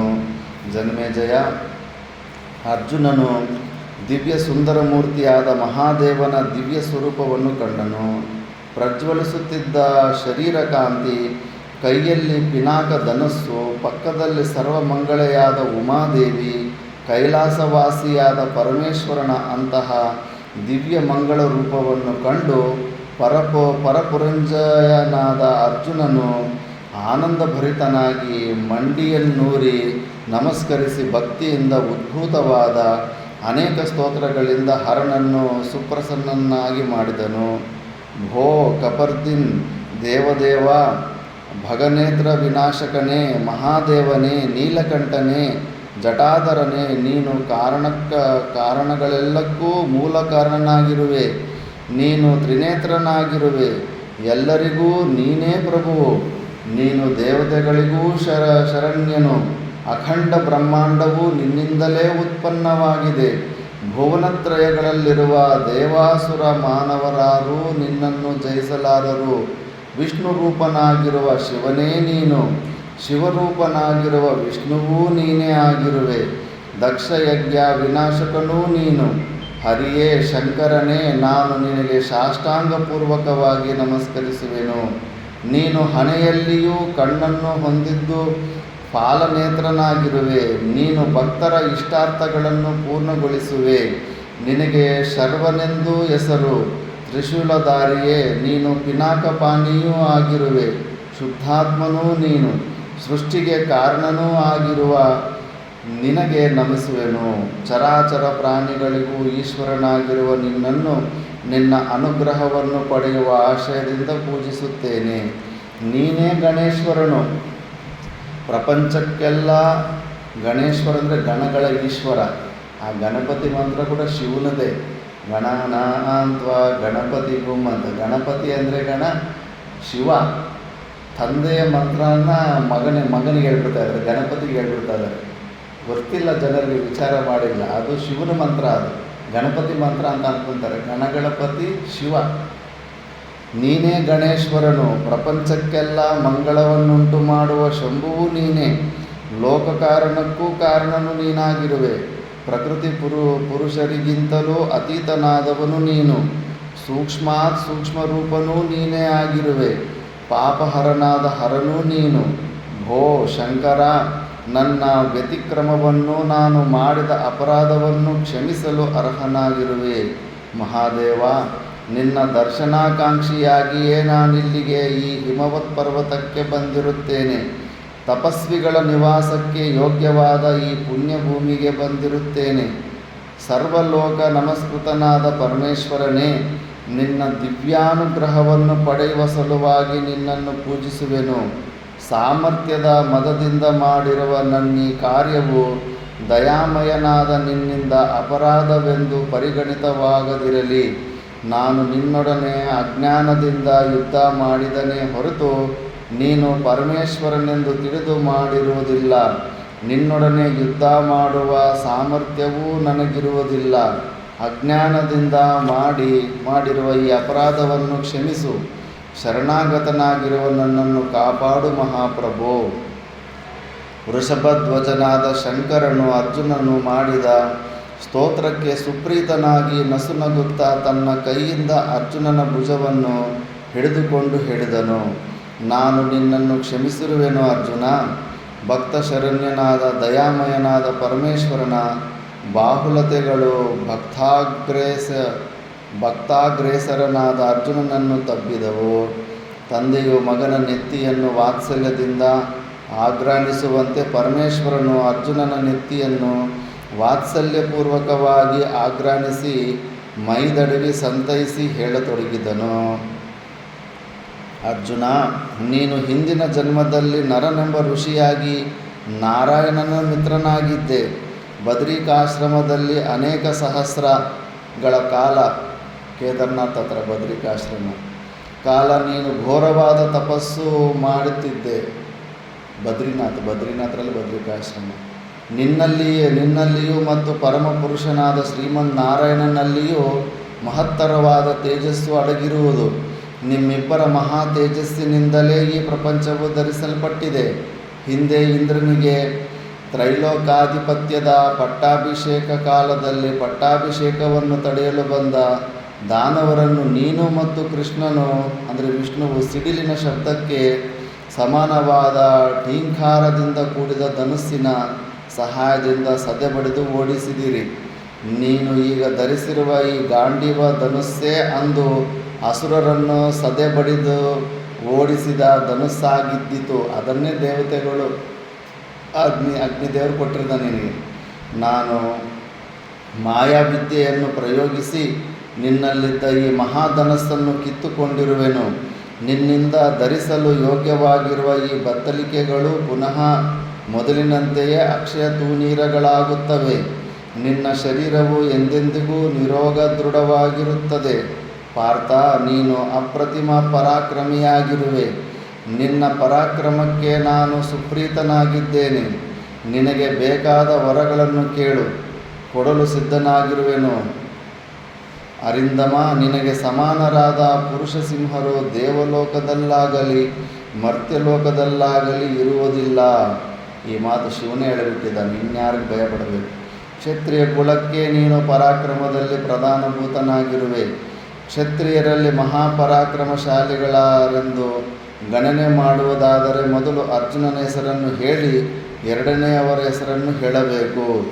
ಪರಮೇಶ್ವರನ ದಯಾರಸಪೂರ್ಣವಾದ ಆ ಮಾತುಗಳನ್ನು ಕೇಳಿ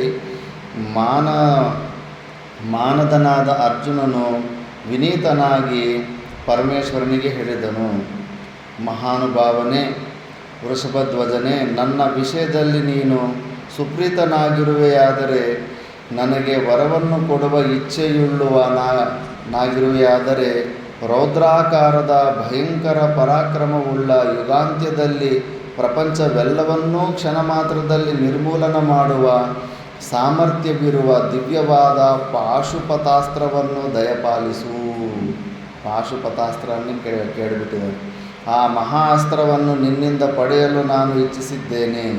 ನಿನ್ನ ಅನುಗ್ರಹದಿಂದ ಪಡೆಯಲಿರುವ ಆ ಮಹಾಸ್ತ್ರದ ಅವಲಂಬನೆಯಿಂದ ಮುಂದೆ ಸಂಭವಿಸಲಿರುವ ಯುದ್ಧದಲ್ಲಿ ಕರ್ಣ, ಭೀಷ್ಮ, ಕೃಪಾ, ದ್ರೋಣರ ಮೇಲೆ ಜಯಗಳಿಸುವ ಆಶಯದಿಂದಿರುತ್ತೇನೆ. ಮಂತ್ರಪೂರ್ವಕವಾಗಿ ಅಭಿಮಂತ್ರಿಸಿ ಪ್ರಯೋಗಿಸಿದೊಡನೆಯೇ ಯಾವ ಮಹಾಸ್ತ್ರಕ್ಕೆ ಸಾವಿರಾರು ಶೂಲಗಳನ್ನು, ಸಾವಿರಾರು ಗದೆಗಳನ್ನು, ವಿಷಸರ್ಪ ಸದೃಶಗಳಾದ ಸಾವಿರಾರು ಬಾಣಗಳನ್ನು ಉತ್ಪಾದನೆ ಮಾಡುವ ಸಾಮರ್ಥ್ಯವಿರುವುದೋ ಆ ಮಹಾ ಅಸ್ತ್ರದ ಅವಲಂಬನೆಯಿಂದ ನನಗೆ ಎದುರಾಗಿ ಬರುವ ಯಕ್ಷ, ದಾನವ, ರಾಕ್ಷಸರನ್ನು, ಪಿಶಾಚ, ಗುಹ್ಯ, ನಾಗೂರುಗಳನ್ನು ಧ್ವಂಸ ಮಾಡಿಬಿಡುವ ಆಶಯದಿಂದಿರುತ್ತೇನೆ. ಈವಾಗಲೂ ಅಂಥದ್ದು ಬಾಂಬ್ ಅಂದರೆ ಈ ಪಾಶುಪತಾಸ್ತ್ರ ಒಂದು ಬಿಟ್ಟರೆ ಆ ಒಂದು ಬಾಣದಿಂದ ಸಾವಿರಾರು ಲಕ್ಷಾಂತರ ತ್ರಿಶೂಲಗಳು, ಗದೆಗಳು, ಕತ್ತಿಗಳು ತಾನಾಗ್ತಾನೆ ಹೊರಗಡೆ ಬಂದು ಒಂದೇ ಸತಿ ಲಕ್ಷಾಂತರ ಜನನ ಸಾಯಿಸ್ಬಿಡ್ತಾರೆ.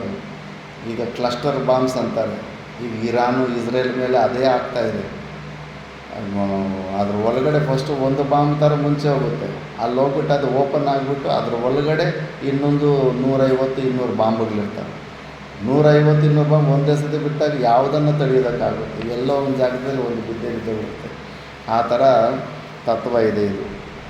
ವಿಭೋ ಅರ್ಜುನ, ನನಗೆ ಅತ್ಯಂತ ಪ್ರಿಯತಮವಾಗಿರುವ ಪಾಶುಪತಾಸ್ತ್ರವನ್ನು ನಿನಗೆ ಕೊಡುವೆನು. ನೀನು ಈ ಮಹಾಸ್ತ್ರವನ್ನು ಧಾರಣೆ ಮಾಡಲು ಸಮರ್ಥನಾಗಿರುವೆ. ಪ್ರಯೋಗೋಪಸಂಹಾರಗಳಲ್ಲಿಯೂ ನೀನು ಸಮರ್ಥನಾಗುವೆ.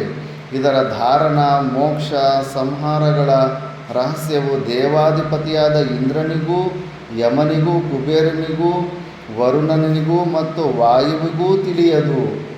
ದೇವತೆಗಳು ತಿಳಿಯೋದಿಲ್ಲ ಈ ವಸ್ತ್ರನ ಹೆಂಗೆ ಉಪಯೋಗಿಸ್ಬೇಕು. ಯಾರು ಇನ್ನೂ ಬೇರೆಯವರು ಇನ್ನೊಬ್ಬರ ಕೈಯಲ್ಲಿ ಮುಟ್ಟಿಲ್ಲ ಇದನ್ನು. ದಿಕ್ಪಾಲಕರುಗಳಿಗೂ ತಿಳಿಯದಿರುವ ಈ ರಹಸ್ಯವು ಮಾನವರಿಗೆ ಹೇಗೆ ತಾನೇ ತಿಳಿಯಲು ಸಾಧ್ಯವಾದೀತು? ಆದರೆ ಪಾರ್ಥ, ಈ ಮಹಾಸ್ತ್ರವನ್ನು ವಿವೇಚನೆ ಇಲ್ಲದೆ ದುಡುಕಿ ಖಂಡಿತವಾಗಿಯೂ ಪ್ರಯೋಗಿಸಬಾರದು. ಅಲ್ಪ ಬಲವಿರುವವರ ಮೇಲೆ ಪ್ರಯೋಗಿಸಿದರೆ ಈ ಮಹಾಸ್ತ್ರವು ಅಖಂಡ ಬ್ರಹ್ಮಾಂಡವನ್ನೇ ದಹಿಸಿಬಿಡಬಲ್ಲದು. ಅದಕ್ಕೆ ಶಕ್ತಿವಂತವಾದಂಥ ಅಸ್ತ್ರಗಳು ಇಂದ್ರಿಯ ನಿಗ್ರಹ ಇಲ್ಲದೇ ಇರೋನ ಕೈ ಕೊಡೋದಿಲ್ಲ. ಅಶ್ವತ್ಥಾಮನು ಕೂಡ ದ್ರೋಣಾಚಾರ್ಯನ ಮಗನೆಂದು ಇಂದ್ರಿಯ ನಿಗ್ರಹ ಧರ್ಮಮಾರ್ಗದಲ್ಲಿದ್ದಕ್ಕೆ ಅವನಿಗೆ ಬ್ರಹ್ಮಾಸ್ತ್ರ ಕೊಟ್ಟಿರ್ತಾರೆ. ಆದರೆ ಅವನು ತಂದೆಯನ್ನು ಸಾಯಿಸ್ಬಿಟ್ರಂತ ಹೊಟ್ಟೆ ಕಿಚ್ಚಿನಿಂದ ವಿವೇಕ ಮಾಡ್ದಿರ ಕೋಪ ತಗೊಂಡು ಬ್ರಹ್ಮಾಸ್ತ್ರನ ಬಿಟ್ಬಿಟ್ಟಿರ್ತಾನೆ. ಬ್ರಹ್ಮಾಸ್ತ್ರ ಬಿಟ್ಟುಬಿಟ್ರೆ ಮತ್ತೆ 21 ವರ್ಷ ಹುಲ್ಲು ಕೂಡ ಬೆಳೆಯೋದಿಲ್ಲ ಭೂಮಿಯಲ್ಲಿ. ಮತ್ತು ಹೆಂಗೆ 21 ವರ್ಷ ಜನರು ಏನು ತಿನ್ನಬೇಕು? ನ್ಯೂಕ್ಲಿಯರ್ ಬಾಂಬ್ ಹಾಕಿದ್ರೆ 7 ವರ್ಷ ಹುಲ್ಲು ಬೆಳೆಯೋದಿಲ್ಲ. ಬ್ರಹ್ಮಾಸ್ತ್ರ ಹಾಕಿದ್ರೆ 21 ವರ್ಷ ಹುಲ್ಲು ಕೂಡ ಬೆಳೆಯೋದಿಲ್ಲ ಅಂತಿರುತ್ತೆ. ಅಂಥ ಬ್ರಹ್ಮಾಸ್ತ್ರವನ್ನು ಯಾರೋ ಒಬ್ಬರ ಮೇಲೆ ಕೋಪಕ್ಕೆ ಬಿಟ್ಬಿಟ್ಟಿರ್ತಾನೆ. ಸರಿ, ಪಾಂಡವರ ಮೇಲೆ ಕೋಪ ಆಯಿತೋ ಅವ್ರನ್ನ ಮಾತ್ರ ಸಾಯಿಸೋಕೆ ಬಿಡಬೇಕಲ್ಲ. ಬ್ರಹ್ಮಾಸ್ತ್ರ ಹಾಕ್ಬಿಟ್ರೆ ಇಡೀ ಆ ಏರಿಯಾನೇ ಎಲ್ಲ ಹಾಳಾಗ್ಬಿಡುತ್ತೆ. ಆದ್ದರಿಂದ ವ್ಯಾಸ ಭಗವಾನರು, ಕೃಷ್ಣರು ಎಲ್ಲ ಶಾಪ ಕೊಟ್ಟು ಅವನಿಗೆ ಅಶ್ವತ್ಥಾಮನಿಗೆ ನಿಮಗೆ ಸಾವು ಬರಬಾರ್ದು, ನಿಮ್ಮ ನರಕನ ಅನುಭವಿಸಂದ್ಬಿಟ್ಟು ತಲೆಗಿರೋ ಮಣ್ಣಿಯನ್ನು ತೆಗೆದುಬಿಟ್ಟು ಹಂಗೆ ಬಿಟ್ಟುಬಿಟ್ಟಿರ್ತಾರೆ. ಆದ್ದರಿಂದ ಯಾರಿಗಂದರೆ ಅವರಿಗೆ ಹೆಚ್ಚು ಶಕ್ತಿ ಕೊಡಬಾರ್ದು. ದುಷ್ಟನ ಕೈಗೆ ಶಕ್ತಿ ಸಾಮರ್ಥ್ಯ ಬಂದರೆ ಇನ್ನೊಬ್ಬನ ಹಿಂಸೆ ಮಾಡೋದಕ್ಕೆ ಬಳಸ್ತಾನೆ. ದುಷ್ಟನ ಕೈಗೆ ವಿದ್ಯೆ ಬಂದರೆ ಇನ್ನೊಬ್ಬನ ಅವಮಾನ ಮಾಡೋದಕ್ಕೆ ಬಳಸ್ತಾನೆ. ದುಷ್ಟನ ಕೈಗೆ ಏನು ಸಿಕ್ಕಿದ್ರೂ ಕೂಡ ಅವನು ಇನ್ನೊಬ್ಬರಿಗೆ ತೊಂದರೆ ಮಾಡೋಕ್ಕೆ ಬಳಸ್ತಾನೆ ಹೊರತು ಧರ್ಮಕ್ಕೆ ಬಳಸೋದಿಲ್ಲ. ಅದಕ್ಕೆ ಅಂತ ಈಗ ಎಷ್ಟು ಭಯಂಕರ ಸ್ಥಿತಿ ಇದ್ದೇವೆ ಅಂದರೆ, ಹುಚ್ಚರಾದಂಥ ಆತಂಕಿಗಳ ಕೈಯಲ್ಲಿ ಕೂಡ ಅಣುಬಾಂಬು ಹೋಗ್ಬಿಟ್ಟಿದೆ. ಪಾಕಿಸ್ತಾನ ಕೈಯಲ್ಲಿ ಕೂಡ ಅಣುಬಾಂಬಿದೆ. ಅವರೇನು ಧರ್ಮ ನೋಡ್ತಾರೆ ಅದು ನೋಡ್ತಾರೆ ಹುಚ್ಚರು. ಯಾವಾಗ ಹುಚ್ಚ ಅಲ್ಲಿ ಮತ್ತೆ ಒಳಗಡೆ ಆತಂಕಿಗಳಿರ್ತಾರೆ. ಯಾವಾಗ ಅವರು ಮಿಲ್ಟ್ರಿ ಮೇಲೆ ಅಟ್ಯಾಕ್ ಮಾಡಿಬಿಟ್ಟು ಅದು ಆತಂಕಿಗಳ ಕೈಗೆ ಹೋಗ್ಬಿಡ್ತಂದರೆ ಮುಗಿತು. ಮತ್ತೆ ಎಲ್ಲಂದರೆ ಹುಚ್ಚರ ಹಾಕದಂಗೆ ಹಾಕ್ಬಿಡ್ತಾರೆ. ಆವಾಗ ದೊಡ್ಡ ವಿನಾಶ ಆಗುತ್ತೆ. ಅದಕ್ಕೆ ಯಾರಿಗಂದರೆ ಅವ್ರಿಗೆಲ್ಲ ಪವರ್ ಕೊಡಬಾರ್ದು. ಯೋಗ್ಯತೆ ಇರೋವನು, ನಿಗ್ರಹ ಇರೋವನು, ಧರ್ಮ ಮಾರ್ಗದಲ್ಲೇ ನಡೆಯುವಂಥವನಿಗೆ ಕೊಡಬೇಕು. ಅದಕ್ಕೆ ಈ ಮಹಾ ಅಸ್ತ್ರವು ಅಖಂಡ ಬ್ರಹ್ಮಾಂಡವನ್ನೇ ಧರಿಸಿಬಿಡಬಲ್ಲದು. ಸ್ವರ್ಗಲೋಕ, ಮರ್ತ್ಯಲೋಕ, ಪಾತಾಳ ಲೋಕಗಳಲ್ಲಿರುವ ಚರಾಚರ ಪ್ರಾಣಿಗಳಲ್ಲಿ ಯಾವುದೊಂದು ಪ್ರಾಣಿಯೂ ಈ ಮಹಾ ಅಸ್ತ್ರವನ್ನು ಎದುರಿಸಿ ನಿಲ್ಲಲಾರದು. ಎದುರಿಸಿ ನಿಂತರೆ ಅವುಗಳ ಅವಸಾನವು ಸನ್ನಿಹಿತವಾದಂತೆಯೇ ಸರಿ. ಈ ಮಹಾಸ್ತ್ರದ ಅಧಿದೇವತೆಯನ್ನು ಮನಸ್ಸಿನಲ್ಲಿ ಧ್ಯಾನ ಮಾಡಿ ದಿಟ್ಟಿಸಿ ನೋಡಿ ಮಂತ್ರ ಪುನಶ್ಚರಣೆ ಮಾಡಿ ಧನುಸ್ಸಿಗೆ ಏರಿಸಿ ಪ್ರಯೋಗಿಸಬೇಕು. ಪರಶಿವನ ಮಾತುಗಳನ್ನು ಕೇಳಿ ಪಾರ್ಥನು ಸಂತೋಷಭರಿತನಾಗಿ ಒಡನೆಯೇ ಸರಸ್ಸಿನಲ್ಲಿ ಮಿಂದು ಶುದ್ಧಾಂತಕರನಾಗಿ ಮಹಾದೇವನ ಬಳಿಗೆ ಹೋಗಿ ಅಭಿವಾದನ ಪೂರ್ವಕವಾಗಿ ನಮಸ್ಕರಿಸಿ ಗುರುವಿನ ಬಳಿಯಲ್ಲಿ ಶಿಷ್ಯನು ಕುಳಿತುಕೊಳ್ಳುವಂತೆ ವಿನೀತನಾಗಿ ಕುಳಿತು ಮಹಾದೇವನನ್ನು ಕುರಿತು ಹೇಳಿದನು. ಪ್ರಭೋ, ಅಧಿಷ್ಠ ಪ್ರಭವೋ ಉಪದೇಶಿಸು ಅಂತ. ಮಹಾದೇವನು ಪ್ರೀತ ಮನಸ್ಕನಾಗಿ ಅರ್ಜುನನಿಗೆ ಶರೀರವನ್ನು ಧರಿಸಿರುವ ಅಂತಕನೋಪಾದಿಯಲ್ಲಿದ್ದ ಅಧಿದೇವತೆಯಿಂದ ಕೂಡಿದ್ದ ಮಹಾಪಾಶುಪತಾಸ್ತ್ರ ಮಂತ್ರವನ್ನು ಪ್ರಣವಪೂರ್ವಕವಾಗಿ ಯಾವ ಉಪದೇಶ ಮಾಡಿದ್ರೂ ಓಂಕಾರ ಪ್ರಣವ ಮಾತ್ರ ಕಂಪಲ್ಸರಿ ಇರುತ್ತೆ. ಪ್ರಣವಪೂರ್ವಕವಾಗಿ ಉಪದೇಶ ಮಾಡಿ ಮೋಕ್ಷೋಪಸಂಹಾರಗಳನ್ನು ಉಪದೇಶಿಸಿದನು. ಶಂಕರನನ್ನು ಸೇವಿಸುತ್ತಿದ್ದ ಆ ಮಹಾಸ್ತ್ರದ ಅಧಿದೇವತೆಯು ಒಡನೆಯೇ ಅರ್ಜುನನ ಸಮೀಪಕ್ಕೆ ಬಂದು ನಿಂತಿತು. ಅರ್ಜುನನು ಆ ದೇವತೆಯನ್ನು ಪ್ರೇಮ ಪುರಸ್ಸರವಾಗಿ ಸ್ವಾಗತಿಸಿದನು. ಆ ಸಮಯದಲ್ಲಿ ಪರ್ವತ, ಗಿರಿ, ದುರ್ಗಗಳು, ವೃಕ್ಷಗಳು, ಸಮುದ್ರಗಳು, ಕಾಡುಗಳು, ಗ್ರಾಮ, ನಗರಗಳು, ಖಣಿಗಳು ಕಂಪಿಸಿದವು. ಅವುಗಳಿಂದ ಕೂಡಿದ ಭೂಮಿಯೇ ಕಂಪಿಸಿತು. ಶಂಖಬೇರಿಗಳ ನಿನಾದಗಳು ಪ್ರತಿಧ್ವನಿಸಿದವು. ಚಂಡಮಾರುತಗಳು ಬೀಸತೊಡಗಿದವು. ಪಾಶುಪತ ಮಹಾಸ್ತ್ರವು ಮೂರ್ತಿಮತ್ತಾಗಿ ಅರ್ಜುನನ ಸಮೀಪಗತವಾದುದನ್ನು ದೇವದಾನವರೆಲ್ಲರೂ ನೋಡಿದರು. ಅಧಿದೇವತೆಯು ಅರ್ಜುನನ ಹೃದಯಾಂತರ್ಗತವಾಯಿತು. ಮಹಾನುಭಾವನಾದ ಪರಮೇಶ್ವರನ ಸ್ಪರ್ಶವಾಗುತ್ತಲೇ ಅರ್ಜುನನ ಶರೀರದ ವ್ರಣಗಳೆಲ್ಲವೂ ಮಾಯವಾಗಿ ಹೋದವು. ಈಶ್ವರನೊಡನೆ ಯುದ್ಧ ಮಾಡಿದ ಆಯಾಸ ಲೇಶವಾದರೂ ಅರ್ಜುನನಿಗಿರಲಿಲ್ಲ. ಪಾಶುಪತಾಸ್ತ್ರ ಮಹಾಮಂತ್ರವನ್ನು ಉಪದೇಶಿಸಿದ ನಂತರ ಪರಮೇಶ್ವರನು ಅರ್ಜುನನನ್ನು ಕುರಿತು ಹೇಳಿದನು. ಅರ್ಜುನ, ನೀನಿನ್ನು ಸ್ವರ್ಗಕ್ಕೆ ಹೋಗಿ ಬಾ. ಅರ್ಜುನನು ಮಹಾದೇವನ ಮಾತನ್ನು ಕೇಳಿ ಆ ಮಹಾನುಭಾವನನ್ನು ಯಥಾವಿಧಿಯಾಗಿ ಭಕ್ತಿ ಪುರಸ್ಸರವಾಗಿ ಪೂಜಿಸಿ ತಲೆಬಾಗಿ ನಮಸ್ಕರಿಸಿ ಅವನನ್ನೇ ದಿಟ್ಟಿಸಿ ನೋಡುತ್ತಾ ಬದ್ಧಾಂಜಲಿಯಾಗಿ ನಿಂತಿದ್ದನು.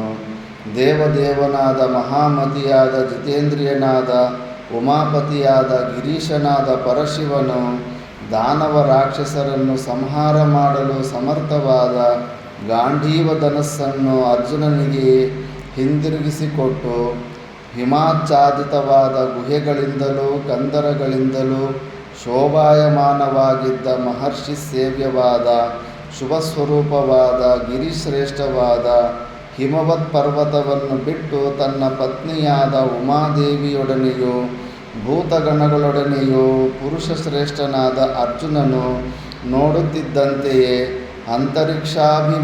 ಅಂತರಿಕ್ಷಾಭಿಮುಖವಾಗಿ ಹೊರಟು ಹೋದನು.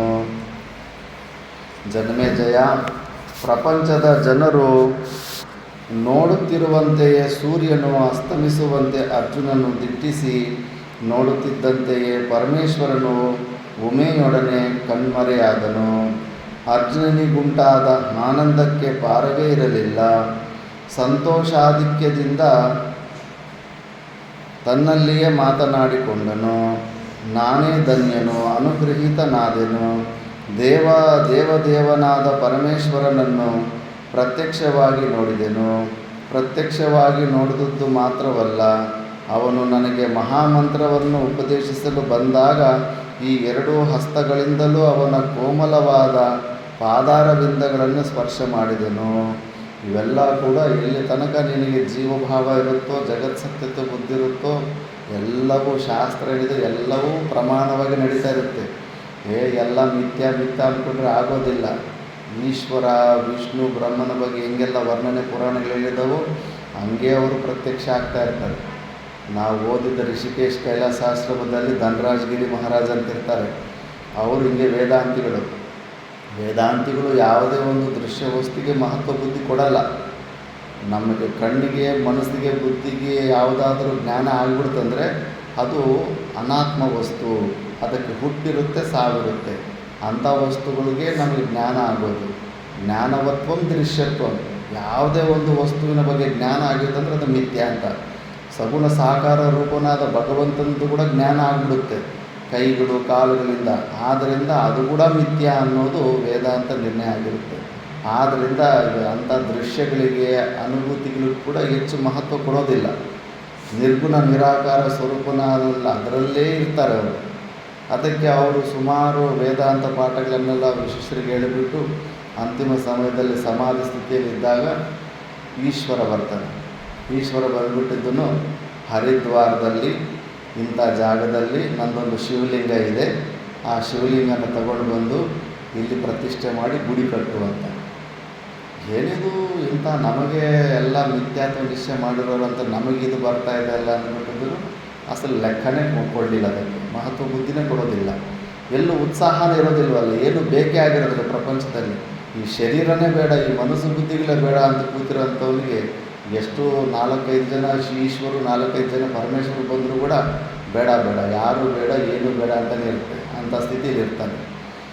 ಆದ್ದರಿಂದ ಅದಕ್ಕೆ ಫಸ್ಟು ಕರೆಸ್ಪಾಂಡ್ ಆಗಲಿಲ್ಲ. ಮತ್ತೆ ಸ್ವಲ್ಪ ಹೊತ್ತಾದಮೇಲೆ ಮತ್ತೆ 2ನೇ ಸತಿ ಮತ್ತೆ ಶಿವ ಬಂದ್ಬಿಟ್ಟು ಅದನ್ನೇ ಕೇಳ್ತಾನೆ.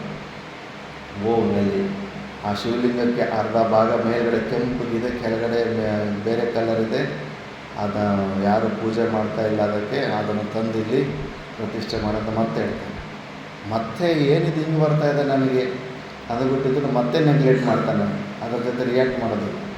ಮತ್ತೆ ಸ್ವಲ್ಪ ನೆನಪು ಬಂದುಬಿಡುತ್ತೆ ಶಾಸ್ತ್ರದಲ್ಲಿ ಓದಿದ್ದು.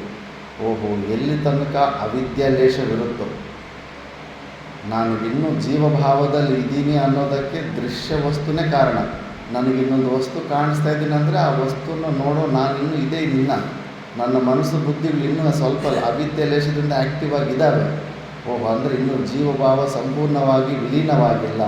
ಅಂಥ ಸಮಯದಲ್ಲಿ ಈ ಸೃಷ್ಟಿಕರ್ತನಾದಂಥ ಆ ಪರಮೇಶ್ವರನ ಮಾತನ್ನು ನಾವು ಕೇಳಲೇಬೇಕಾಗುತ್ತೆ, ಅವನ ಆಜ್ಞೆಯನ್ನು ನಾವು ಸ್ವೀಕಾರ ಮಾಡಬೇಕಾಗುತ್ತೆ ಅನ್ನೋ ವಿಷಯವನ್ನು ತಿಳ್ಕೊತಾನೆ.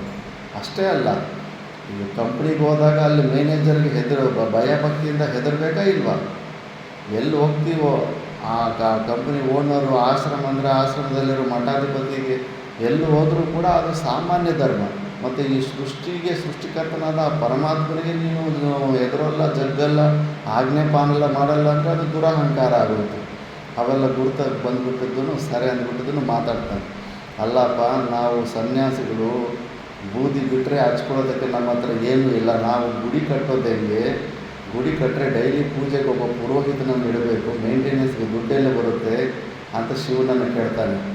ನೀನು ಚಿಂತೆ ಮಾಡಬೇಡ, ನೀನು ಹೋಗಿ ಶಿವಲಿಂಗ ತಗೊಂಡು ಬಾ, ನನ್ನ ಗುಡಿ ನಾನೇ ಕಟ್ಕೊತೀನಿ, ನನ್ನ ಮೇಂಟೆನೆನ್ಸ್ ಅಲ್ಲ, ನಿಮ್ಮನ್ನು ಕೂಡ ನಾನೇ ನೋಡ್ಕೊತೀನಿ. ಆದರೆ ಒಂದು ಕಂಡೀಷನ್, ಡೈಲಿ ನೀವು ನನಗೆ ವೇದಾಂತನ ನನಗೆ ಕೇಳಿಸ್ಬೇಕು ಅಂತ. ಅದಕ್ಕೆ ಕೈಲಾಸಾಶ್ರಮದಲ್ಲಿ ವಿದ್ಯಾರ್ಥಿಗಳಿಗೆಲ್ಲ ವೇದಾಂತ ಪಾಠ ಹೇಳೋದು. ಶಿವನಿಗೆ ಹೇಳ್ತಾರೆ. ಕರೋನಾ ಸಮಯದಲ್ಲಿ ಯಾರು ಒಬ್ಬ ವಿದ್ಯಾರ್ಥಿ ಕೂಡ ಕೊಡೋಕ್ಕಾಗಲಿಲ್ಲ, ಅವ್ರ ರೂಮಿಂದ ಹೊರಗಡೆ ಬರೋಂಗೇ ಇಲ್ಲ. ಆದರೂ ಕೂಡ ಆಚಾರ್ಯರು ಹೋಗಿಬಿಟ್ಟಿದ್ದು ಅಲ್ಲಿ ಶಿವನಿಗೆ ಪಾಠ ಹೇಳಿಬಿಟ್ಟು ಬರಬೇಕು ಡೈಲಿ. ಅದು ಮಾತು ಕೊಟ್ಟಿರೋ ನಿಯಮ. ಮೇಂಟೆನೆನ್ಸ್ ಕೂಡ ಹಂಗೆ ಮಾಡ್ಕೊತ ಬರ್ತಾರೆ. ಅವ್ರು ಯಾರು ಭಕ್ತರನ್ನು ನೀನು ದಾನ ಮಾಡಪ್ಪ, ಧರ್ಮ ಮಾಡು, ಪಟ್ಟಿ ಬರಿ, ಇವೆಲ್ಲ ಏನು ಹೇಳೋದೇ ಇಲ್ಲ. ಯಾಕಂದರೆ ಶಿವ ಹೇಳಿದಾಗ ನಾನು ಮೇಂಟೈನ್ ಮಾಡ್ತೀನಿ ಅಂದ್ಬಿಟ್ಟು 40 ಕೋಟಿ ಫಿಕ್ಸ್ಡ್ ಡೆಪಾಸಿಟ್ ಆಗಿದೆ. ಒಬ್ಬರನ್ನು ₹1 ಕೇಳೋದಿಲ್ಲ ಅವರು. ಶಿವ ಅಷ್ಟು ಚೆನ್ನಾಗಿ ನೋಡ್ಕೊತ ಹೋಗ್ತಾ ಇರ್ತಾರೆ. ಆದ್ದರಿಂದ ಅಂಥ ಈಶ್ವರ ದರ್ಶನ ಕೂಡ ಒಂದು ಉತ್ತಮ ಸಾಧನೆಯ ಒಂದು ಪರಿಪಕ್ವ ಸ್ಥಿತಿ ಅದು. ಅರ್ಜುನನಿಗೆ ಈಶ್ವರನನ್ನು ಅವನಿಗೆ ದರ್ಶನ ಮಾಡಿದ್ದಕ್ಕೆ ತುಂಬ ಸಂತೋಷವಾಗ್ತಾಯಿದೆ. ಪಕ್ಕದಲ್ಲಿ ಕೃಷ್ಣ ಕೂಡ ಪರಮಾತ್ಮ ಸ್ವರೂಪನೇ, ಬಟ್ ಇನ್ನೂ ಆ ಭಾವನೆ ಬಂದಿಲ್ಲ. ಬರುತ್ತೆ, ಯುದ್ಧದ ಮಧ್ಯದಲ್ಲಿ ಬರುತ್ತೆ ಆ ಭಾವನೆ. ಆದ್ದರಿಂದ ಈಗ ಪರಮೇಶ್ವರನನ್ನು ಈ ದೇವಾದಿದೇವನಾದ ಈಶ್ವರನನ್ನು ದರ್ಶನ ಮಾಡಿಬಿಟ್ನಲ್ಲ, ನನ್ನನ್ನು ಮುಟ್ಕೊಂಡ್ಬಿಟ್ನಲ್ಲ ಅಂದ್ಬಿಟ್ಟು ಸಂತೋಷದಿಂದ ಇದ್ದಾನೆ. ಈಗ ಈ 2 ಹಸ್ತಗಳಿಂದಲೂ ಅವನ ಕೋಮಲವಾದ ಪಾದಾರವಿಂದಗಳನ್ನು ಸ್ಪರ್ಶ ಮಾಡಿದೆನು. ನಾನೆಂತಹ ಅದೃಷ್ಟಶಾಲಿಯು, ನಾನು ದೇವದೇವನಿಂದ ಬಹುಮಾನಿತನಾದೆನು. ನನ್ನ ಸಮಾನರ್ಯಾರುಂಟು, ಜಯವೆಂಬುದು ನನಗೆ ಸಿದ್ಧವಾದಂತೆಯೇ ನಾನು ನಿಶ್ಚಯವಾಗಿಯೂ ಪರಮಪುರುಷನ ಸಂಸ್ಪರ್ಶದಿಂದ ಸುಸಂಸ್ಕೃತವಾದ ಆತ್ಮವುಳ್ಳವನಾಗಿರುತ್ತೇನೆ. ನಾನಿಂದು ಕೃತಕೃತ್ಯನಾದೆನು. ಹಿಂದೆ ನನ್ನ ಶತ್ರುಗಳೆಲ್ಲರೂ ನನ್ನಿಂದ ಪರಾಜಿತರಾದರೆಂದೇ ಭಾವಿಸಬಹುದಾಗಿದೆ. ನಿಶ್ಚಯವಾಗಿಯೂ ನಾನೇ ಪರಮಧನ್ಯನು. ಹೀಗೆ ಮಾತನಾಡಿಕೊಳ್ಳುತ್ತಾ ಆನಂದಭರಿತನಾಗಿ ಆ ಕಾಡಿನಲ್ಲಿ ಅತ್ತಲಿತ್ತ ತಿರುಗಾಡುತ್ತಿದ್ದನು. ಆ ಸಮಯಕ್ಕೆ ಸರಿಯಾಗಿ ಜಲಾಧಿಪತಿಯಾದ ವೈಡೂರ್ಯದಂತೆ ಉಜ್ವಲವಾದ ಕಾಂತಿಯಿಂದ ಕೂಡಿದ್ದ ವರುಣದೇವನು ಜಲಚರ ಪ್ರಾಣಿಗಳಿಂದ ಕೂಡಿದವನಾಗಿ ತನ್ನ ಪ್ರಭೆಯಿಂದ 4 ದಿಕ್ಕುಗಳನ್ನು ಪ್ರಕಾಶಿಸುತ್ತಾ ನದಿಗಳಿಂದಲೂ ನಾಗದೈತ್ಯ ಸಾಧ್ಯರಿಂದಲೂ ಸಮೇತನಾಗಿ ಬಂದು ಪಶ್ಚಿಮ ದಿಕ್ಕನ್ನು ಅಲಂಕರಿಸಿದನು. ಪುಟಕ್ಕೆ ಹಾಕಿದ ಚಿನ್ನದಂತೆ ಶರೀರಕಾಂತಿಯಿಂದ ಪ್ರಕಾಶಿಸುತ್ತಿದ್ದ ದಿವ್ಯ ವಿಮಾನಾರೂಢನಾಗಿದ್ದ ಅಷ್ಟೈಶ್ವರ್ಯಗಳಿಗೂ ಅಧಿಪತಿಯಾದ ಕುಬೇರನು ಯಕ್ಷ ಕಿನ್ನರ ಸಮೇತನಾಗಿ ಬಂದು ಅರ್ಜುನನನ್ನು ನೋಡುವ ಸಲುವಾಗಿ ಉತ್ತರ ದಿಕ್ಕನ್ನು ಅಲಂಕರಿಸಿದನು. ಲೋಕದ ಅಂತ್ಯಕ್ಕೆ ಕಾರಣನಾದ ಶ್ರೀಮಂತನಾದ ಮಹಾಪರಾಕ್ರಮಿಯಾದ ಅಚಿಂತ್ಯಾತ್ಮನಾದ ಅಪ್ರಮೇಯನಾದ ಸರ್ವಭೂತ ವಿನಾಶಕನಾದ ವೈವಸ್ವತ ಧರ್ಮರಾಜ ಮುಂತಾದ ಅನೇಕ ನಾಮಗಳಿಂದ ಕರೆಯಲ್ಪಡುವ ಯಮದೇವನು ಯುಗಾಂತ್ಯದಲ್ಲಿ ಉದಯಿಸುವ ದ್ವಿತೀಯ ಸೂರ್ಯನಂತೆ 3 ಲೋಕಗಳನ್ನು ಸ್ವಯಂ ಪ್ರಭೆಯಿಂದ ಪ್ರಕಾಶಗೊಳಿಸುತ್ತಾ ಗುಹ್ಯಕ ಗಂಧರ್ವ ಪನ್ನಗರಿಂದಲೂ ಮೃತ್ಯು ದೇವತೆಗಳಿಂದಲೂ ಪಿತೃದೇವತೆಗಳಿಂದಲೂ ಕೂಡಿದವನಾಗಿ ವಿಮಾನಾರೂಢನಾಗಿ ಬಂದು ದಕ್ಷಿಣ ದಿಕ್ಕನ್ನು ಅಲಂಕರಿಸಿದನು. 3 ದಿಕ್ಪಾಲರು ತಮ್ಮ ತಮ್ಮ ದಿಕ್ಕುಗಳಲ್ಲಿ ವಿಮಾನಾರೂಢರಾಗಿ ನಿಂತು ತೇಜೋರೂಪವಾದ ಮತ್ತು ವಿಚಿತ್ರವಾದ ಹಿಮಪರ್ವತದ ಶಿಖರಗಳನ್ನು, ಆ ಶಿಖರಗಳ ಮಧ್ಯದಲ್ಲಿ ಅರ್ಜುನನನ್ನು ಕಂಡರು.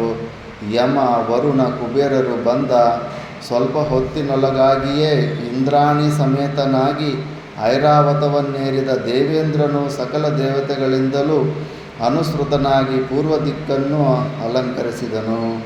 ಶ್ವೇತಛತ್ರಿಯಿಂದ ಆಚ್ಛಾದಿತನಾಗಿದ್ದ ಇಂದ್ರನು ಬಿಳಿಯ ಮೋಡದಿಂದ ಆಚ್ಛಾದಿತನಾದ ಚಂದ್ರನಂತೆಯೇ ಪ್ರಕಾಶಿಸುತ್ತಿದ್ದನು. ಗಂಧರ್ವರು, ತಪಸ್ವಿಗಳು ದೇವೇಂದ್ರನನ್ನು ನಾನಾ ವಿಧವಾಗಿ ಸ್ತೋತ್ರ ಮಾಡುತ್ತಿದ್ದರು.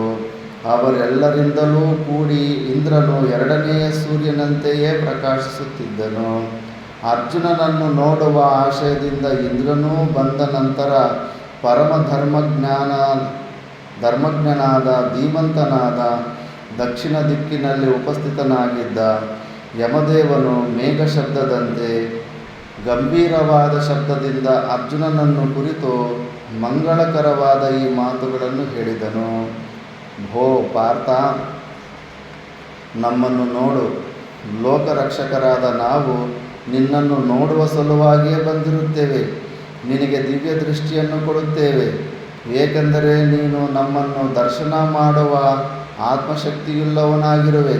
ನೀನು ನಿನ್ನ ಹಿಂದಿನ ಜನ್ಮದಲ್ಲಿ ಮಹಾತ್ಮನಾದ ಮಹಾಬಲನಾದ ನರನೆಂಬ ಋಷಿಯಾಗಿದ್ದೆ. ಬ್ರಹ್ಮನ ನಿರ್ದೇಶಾನುಸಾರವಾಗಿ ಈಗ ನೀನು ಮನುಷ್ಯ ಲೋಕದಲ್ಲಿ ಮಾನವನಾಗಿ ಜನ್ಮ ತಾಳಿರುವೆ. ಮಹಾತ್ಮನಾದ ಪಿತಾಮಹನಾದ ವಸ್ವಂಶ ಸಂಭೂತನಾದ ಭೀಷ್ಮನು ನಿನ್ನಿಂದಲೇ ಪರಾಜಿತನಾಗಬೇಕಾಗಿದೆ. ಮುಂದೆ ನಡೆಯಲಿರುವ ಯುದ್ಧದಲ್ಲಿ ದ್ರೋಣನಿಂದ ರಕ್ಷಿತವಾದ ಅಗ್ನಿ ಸದೃಶವಾದ ಕ್ಷತ್ರಿಯ ಕುಲವನ್ನು ಮನುಷ್ಯರಾಗಿ ಅವತರಿಸಿರುವ ಅನೇಕ ರಾಕ್ಷಸರನ್ನು, ನಿವಾತ ಕವಚರೆಂಬ ದಾನವರನ್ನು, ನನ್ನ ತಂದೆಯಾದ ಸೂರ್ಯದೇವನ ಅಂಶ ಸಮುದ್ಭೂತನಾದ ಮಹಾಪರಾಕ್ರಮಿಯಾದ ಕರ್ಣನನ್ನು, ದೇವದಾನವ ರಾಕ್ಷಸಾಂಶ ಸಂಭೂತರಾಗಿರುವ ಅನೇಕ ಮಾನವರನ್ನು ನೀನು ಸಂಹಾರ ಮಾಡುವೆ. ದ್ವಾಪರ ಯುಗದಲ್ಲೇ ರಾಕ್ಷಸರು ಕ್ಷತ್ರಿಯರ ರೂಪದಲ್ಲಿ ಬಂದುಬಿಟ್ಟಾರೆ. ಇನ್ನು ಕಲಿಯುಗದಲ್ಲಿ ಯೋಚನೆ ಮಾಡಿ, ಕಲಿಯುಗದಲ್ಲಿ ಮನುಷ್ಯರೇ ಎಷ್ಟು ರಾಕ್ಷಸರು ಬಂದುಬಿಟ್ಟಿರಬೇಕು ಮನುಷ್ಯರಲ್ಲಿ. ನಿನ್ನಿಂದ ಸಂಹೃತರಾದ ಅವರೆಲ್ಲರೂ ತಮ್ಮ ತಮ್ಮ ಕರ್ಮಫಲಾನುಸಾರವಾದ ಗತಿಯನ್ನು ಪಡೆಯುತ್ತಾರೆ. ನಿನ್ನ ಕೀರ್ತಿಯು ಅಕ್ಷಯವಾಗಿ ಲೋಕದಲ್ಲುಳಿಯುತ್ತದೆ. ನಿನ್ನೊಡನೆ ಮಾಡಿದ ಯುದ್ಧದಿಂದ ಮಹಾದೇವನೇ ಪ್ರೀತನಾಗಿರುತ್ತಾನೆ. ನೀನು ವಿಷ್ಣುವಿನೊಡನೆ ಶ್ರೀಕೃಷ್ಣನೊಡನೆ ಸೇರಿ ಭೂಭಾರವನ್ನು ಕಡಿಮೆ ಮಾಡಬೇಕಾಗಿದೆ. ಆದುದರಿಂದ ನೀನು ನಾನೀಗ ಕೊಡಲಿರುವ ದಂಡವನ್ನು ಪ್ರತಿಗ್ರಹಿಸಿ ಈ ದಂಡದ ಪ್ರಹಾರವನ್ನು ಯಾರಿಂದಲೂ ತಡೆಯುವ ಸಾಧ್ಯತೆ ಇಲ್ಲ.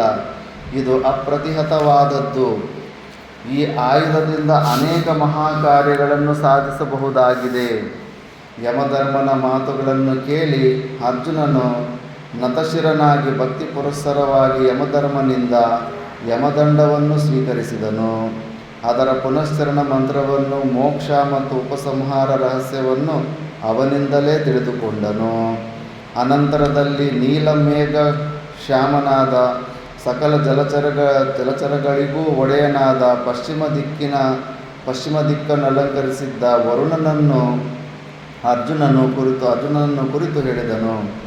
ಓ ಅರ್ಜುನ, ನೀನು ಕ್ಷತ್ರಿಯ ಶ್ರೇಷ್ಠನು.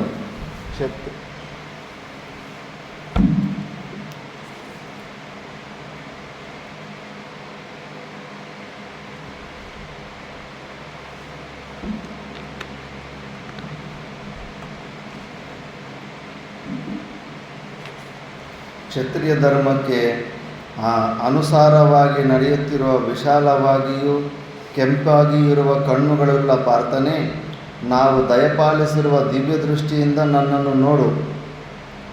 ನಾನೇ ಜಲಾಧಿಪತಿಯಾದ ವರುಣನು. ನನ್ನಿಂದ ಪ್ರಯೋಗಿಸಲ್ಪಡುವ ವರುಣ ಪಾಶಗಳು ಯಾರಿಂದಲೂ ತಡೆಯಲ್ಪಡತಕ್ಕವುಗಳಲ್ಲ. ಕುಂತಿಪುತ್ರ, ನಾನು ನಿನ್ನ ಪರಾಕ್ರಮಕ್ಕೂ ತಪಸ್ಸಿಗೂ ಮೆಚ್ಚಿರುತ್ತೇನೆ. ನನ್ನ ವಾರುಣಾಸ್ತ್ರವನ್ನು ಮಂತ್ರಪೂರ್ವಕವಾಗಿ ಉಪದೇಶಿಸುತ್ತೇನೆ. ಹಿಂದೆ ಬೃಹಸ್ಪತಿಯ ಪತ್ನಿಯಾದ ತಾರೆಯ ಕಾರಣದಿಂದಾಗಿ ದೇವದಾನವರಲ್ಲಿ ಮಹಾಯುದ್ಧವು ನಡೆದಾಗ ಈ ನನ್ನ ವರುಣಾಸ್ತ್ರವು ಅನೇಕ ದೈತ್ಯರನ್ನು ಬಂಧಿಸಿತು. ಯಮಧರ್ಮನೇ, ನಿನ್ನ ಶತ್ರುವಾಗಿ ಯುದ್ಧ ಮಾಡಲು ಎದುರಾಗಿ ಬಂದರೂ ಈ ನನ್ನ ವಾರುಣಾಸ್ತ್ರವು ಅವನನ್ನು ಬಂಧಿಸಿಯೇ ತೀರುವುದು. ನೀನು ಈ ನನ್ನ ವರುಣ ಪಾಶಗಳನ್ನು ಪಡೆದು ಯುದ್ಧ ಭೂಮಿಯಲ್ಲಿ ಸಂಚರಿಸಿದೆಯಾದರೆ ಕ್ಷತ್ರಿಯ ಕುಲಕ್ಕೆ ಪೂರ್ಣವಾಗಿ ವಿನಾಶ ಹೊಂದುವುದರಲ್ಲಿ, ಭೂಭಾರವು ಹರಣವಾಗುವುದರಲ್ಲಿ ಯಾವ ಸಂಶಯವೂ ಇಲ್ಲ. ವರುಣದೇವನ ಮಾತುಗಳನ್ನು ಕೇಳಿ ಅರ್ಜುನನು ಬದ್ಧಾಂಜಲಿಯಾಗಿ ನಿಂತನು. ವಾರುಣಾಸ್ತ್ರವು ಮೂರ್ತಿಮತ್ತಾಗಿ ಅರ್ಜುನನನ್ನು ಸೇರಿತು. ಅನಂತರದಲ್ಲಿ ಧನಾಧ್ಯಕ್ಷನಾದ ಕೈಲಾಸವಾಸಿಯಾದ ಕುಬೇರನು ಪಾಂಡುಪುತ್ರನಿಗೆ ಹೇಳಿದನು. ಮಹಾಬಲಶಾಲಿಯಾದ ಪಾಂಡುಪುತ್ರನೇ, ನಾನು ನಿನ್ನ ವಿಷಯದಲ್ಲಿ ಸುಪ್ರೀತನಾಗಿದ್ದೇನೆ. ನನಗೆ ಶ್ರೀಕೃಷ್ಣನ ಸಮಾಗಮದಿಂದ ಎಷ್ಟು ಸಂತೋಷವಾಗುವುದೋ ಅಷ್ಟೇ ಸಂತೋಷವು ನಿನ್ನೊಡನೆ ಪ್ರಾಪ್ತವಾಗಿರುವ ಈ ಸಮಾಗಮದಿಂದಲೂ ಉಂಟಾಗಿರುವುದು. ಸವ್ಯಸಾಚಿಯೇ, ನೀನು ಹಿಂದೆ ನಮ್ಮಂತೆಯೇ ಸನಾತನನೂ ಚಿರಂತನನೂ ಆದ ದೇವನೇ ಆಗಿದ್ದೆ. ಹಿಂದಿನ ಕಲ್ಪದಲ್ಲಿ ನೀನು ನಮ್ಮೊಡನೆ ಅನುದಿನವೂ ತಪಶ್ಚರಣೆಯಲ್ಲಿ ನಿರತನಾಗಿರುತ್ತಿದ್ದೆ. ಅವೆಲ್ಲವನ್ನು ನೆನೆದು ನಿನ್ನ ವಿಷಯದಲ್ಲಿ ನನಗೆ ಹೆಚ್ಚಿನ ವಾತ್ಸಲ್ಯ ಉಂಟಾಗಿದೆ. ಇಂದು ನಿನಗೆ ನಾನು ಅಂತರ್ಧಾನವೆಂಬ ಮಹಾಸ್ತ್ರವನ್ನು ಕೊಡುತ್ತೇನೆ. ಮನುಷ್ಯರನ್ನೇ ಅಲ್ಲದೆ ದುರ್ಜಯರಾದ ದೈತ್ಯ ರಾಕ್ಷಸರನ್ನು ನೀನು ಈ ಮಹಾಸ್ತ್ರದಿಂದ ಜಯಿಸಬಹುದಾಗಿದೆ. ಆದುದರಿಂದ ಈ ಉತ್ತಮೋತ್ತಮವಾದ ಮಹಾಸ್ತ್ರವನ್ನು ಶೀಘ್ರವಾಗಿ ಪರಿಗ್ರಹಿಸುವವನಾಗು. ಈ ಮಹಾಸ್ತ್ರವನ್ನು ಪಡೆಯುವುದರಿಂದ ನೀನು ಅಖಂಡವಾದ ಧಾರ್ತರಾಷ್ಟ್ರ ಸೇನೆಯನ್ನು ನಾಶ ಮಾಡಲು ಸಮರ್ಥನಾಗುವೆ. ಓಜಸ್ತೇಜೋದ್ಯುಕ್ತಿಕರವಾದ ಯುದ್ಧದಲ್ಲಿ ಶತ್ರುಗಳಿಗೆ ನಿದ್ದೆ ಬರುವಂತೆ ಮಾಡುವ ನನಗೆ ಪ್ರಿಯತಮವಾದ ಈ ಅಂತರ್ಧಾನಾಸ್ತ್ರವನ್ನು ಒಡನೆಯೇ ಸ್ವೀಕರಿಸು. ಈ ಬಾಣವನ್ನೇ ವಿರಾಟ್ ಪರ್ವದಲ್ಲಿ ಎಲ್ಲರನ್ನೂ ನಿದ್ದೆ ಬರೋ ಥರ ಮಾಡಿಬಿಟ್ಟಿರ್ತಾನೆ. ತ್ರಿಪುರ ಸಂಹಾರ ಕಾಲದಲ್ಲಿ ಮಹಾತ್ಮನಾದ ಶಂಕರನು ಇದೇ ಅಸ್ತ್ರವನ್ನೇ ಉಪಯೋಗಿಸಿ ಅನೇಕ ಸಹಸ್ರ ರಾಕ್ಷಸರನ್ನು ಸಂಹಾರ ಮಾಡಿದನು. ಶಿವನು ಅಂದು ಪ್ರಯೋಗಿಸಿದ ಈ ಮಹಾಸ್ತ್ರವನ್ನು ನಿನಗೆ ಕೊಡುವ ಸಲುವಾಗಿಯೇ ನಾನು ಪರಿಗ್ರಹಿಸಿದ್ದೇನು. ಮೇರು ಪರ್ವತಕ್ಕೆ ಸಮಾನವಾದ ಸ್ಥೈರ್ಯವುಳ್ಳ ನೀನು ಈ ಮಹಾಸ್ತ್ರವನ್ನು ಧಾರಣೆ ಮಾಡಲು ಸಮರ್ಥನಾಗಿರುವೆ. ಕುಬೇರನು ಹೀಗೆ ಹೇಳಿದ ನಂತರ ಅರ್ಜುನನು ವಿನಯಾನ್ವಿತನಾಗಿ ಕುಬೇರನಿಗೆ ಸಾಷ್ಟಾಂಗ ಪ್ರಣಾಮ ಮಾಡಿ ಅಂತರ್ಧಾನಾಸ್ತ್ರವನ್ನು ಮಂತ್ರಪೂರ್ವಕವಾಗಿಯೂ ಮೋಕ್ಷೋಪಸಂಹಾರಗಳ ರಹಸ್ಯದೊಡನೆಯೂ ಕುಬೇರನಿಂದ ಪಡೆದುಕೊಂಡನು. ಅನಂತರದಲ್ಲಿ ದೇವೇಂದ್ರನು ಅರ್ಜುನನ್ನು ಒಳ್ಳೆಯ ಮಾತುಗಳಿಂದ ಸಂತೈಸುತ್ತಾ ಮೇಘನಾದದಂತಿದ್ದ ಅಥವಾ ದುಂದುಬಿಯ ಧ್ವನಿಯಂತಿದ್ದ ಕಂಠನಾದದಿಂದ ಹೇಳಿದನು. ಕುಂತಿಪುತ್ರ ಮಹಾಬಾಹೋ, ನೀನು ಪೂರ್ವದಲ್ಲಿ ದೇವನಾಗಿದ್ದೆ. ಈಗಲೂ ನೀನು ಸಕಲ ಸಿದ್ಧಿಗಳನ್ನು ಪಡೆದು ದೇವತೆಗಳಿಗೆ ಸಮಾನನಾಗಿರುವೆ. ನೀನು ಮಹತ್ತಾದ ದೇವತಾ ಕಾರ್ಯವನ್ನು ನಿರ್ವಹಿಸಬೇಕಾಗಿದೆ. ಆದುದರಿಂದ ನೀನೀಗಲೇ ಸ್ವರ್ಗಕ್ಕೆ ಬರುವ ಸಿದ್ಧತೆಯನ್ನು ಮಾಡು. ಮಾತಲಿಯಿಂದ ನಡೆಸಲ್ಪಡುವ ನನ್ನ ರಥವು ಸ್ವಲ್ಪ ಹೊತ್ತಿನೊಳಗಾಗಿಯೇ ನಿನ್ನ ಸಮೀಪಕ್ಕೆ ಬರುವುದು. ನಾನು ನಿನ್ನನ್ನು ಸ್ವರ್ಗಕ್ಕೆ ಕರೆಸಿಕೊಂಡು ಅಲ್ಲಿ ನಿನಗೆ ನನ್ನ ದಿವ್ಯಾಸ್ತ್ರಗಳೆಲ್ಲವನ್ನೂ ಕೊಡುವೆನು. ಮಹಾತ್ಮನಾದರೂ ಮಾನವನಾಗಿದ್ದ ಧನಂಜಯನಿಗೆ ಇವೆಲ್ಲವೂ ಬಹಳ ಅಚ್ಚರಿಯಾಗಿ ಕಂಡಿತು. ನನ್ನನ್ನು ಹರಿಸಲು ನನಗೆ ದಿವ್ಯಾಸ್ತ್ರಗಳನ್ನು ದಯಪಾಲಿಸಲು ದಿಕ್ಪಾಲಕರೆಲ್ಲರೂ ಬಂದಿರುತ್ತಾರೆ. ನಾನು ನಿಶ್ಚಯವಾಗಿಯೂ ಧನ್ಯನು. ಹೀಗೆಂದು ಮನಸ್ಸಿನಲ್ಲಿಯೇ ಸಂತೋಷಿಸುತ್ತಾ ದಿಕ್ಪಾಲಕರನ್ನು ಅರ್ಘ್ಯ ಪಾದ್ಯಾಚಮನೀಯಗಳಿಂದಲೂ ಸ್ತೋತ್ರ ನಮಸ್ಕಾರಾದಿಗಳಿಂದಲೂ ಯಥಾವಿಧಿಯಾಗಿ ಪೂಜಿಸಿದನು. ಧನಂಜಯನನ್ನು ಪುನಃ ಹರಿಸಿ ದೇವತೆಗಳೆಲ್ಲರೂ ಹೊರಟು ಹೋದರು. ಸ್ವೇಚ್ಛಾ ಸಂಚಾರಿಗಳಾದ ಮನೋಜವರಾದ ದಿಕ್ಪಾಲರು ಕೂಡ ತಮ್ಮ ತಮ್ಮ ನಿವಾಸಗಳಿಗೆ ತೆರಳಿದರು. ಈ ರೀತಿಯಾಗಿ ಅರ್ಜುನನು ದಿವ್ಯಾಸ್ತ್ರವನ್ನು ಪಡೆದು ಆನಂದಭರಿತನಾದನು. ತಾನು ಕೃತಾರ್ಥನಾದನೆಂದು ತನ್ನ ಮನಸ್ಸಂಕಲ್ಪವು ಪೂರ್ಣವಾಯಿತೆಂದು ಭಾವಿಸಿದನು. ಮಿಕ್ಕಿದ್ದು ನಾವು ನೆಕ್ಸ್ಟ್ ಕ್ಲಾಸಲ್ಲಿ ನೋಡೋಣ. ಓಂ ಪೂರ್ಣಮದಃ ಪೂರ್ಣಮಿದಂ ಪೂರ್ಣಾತ್ ಪೂರ್ಣಮುದಚ್ಯತೆ ಪೂರ್ಣಸ್ಯ ಪೂರ್ಣಮಾದಾಯ ಪೂರ್ಣಮೇವಾವಶಿಷ್ಯತೆ. ಓಂ ಶಾಂತಿ ಶಾಂತಿ ಶಾಂತಿ.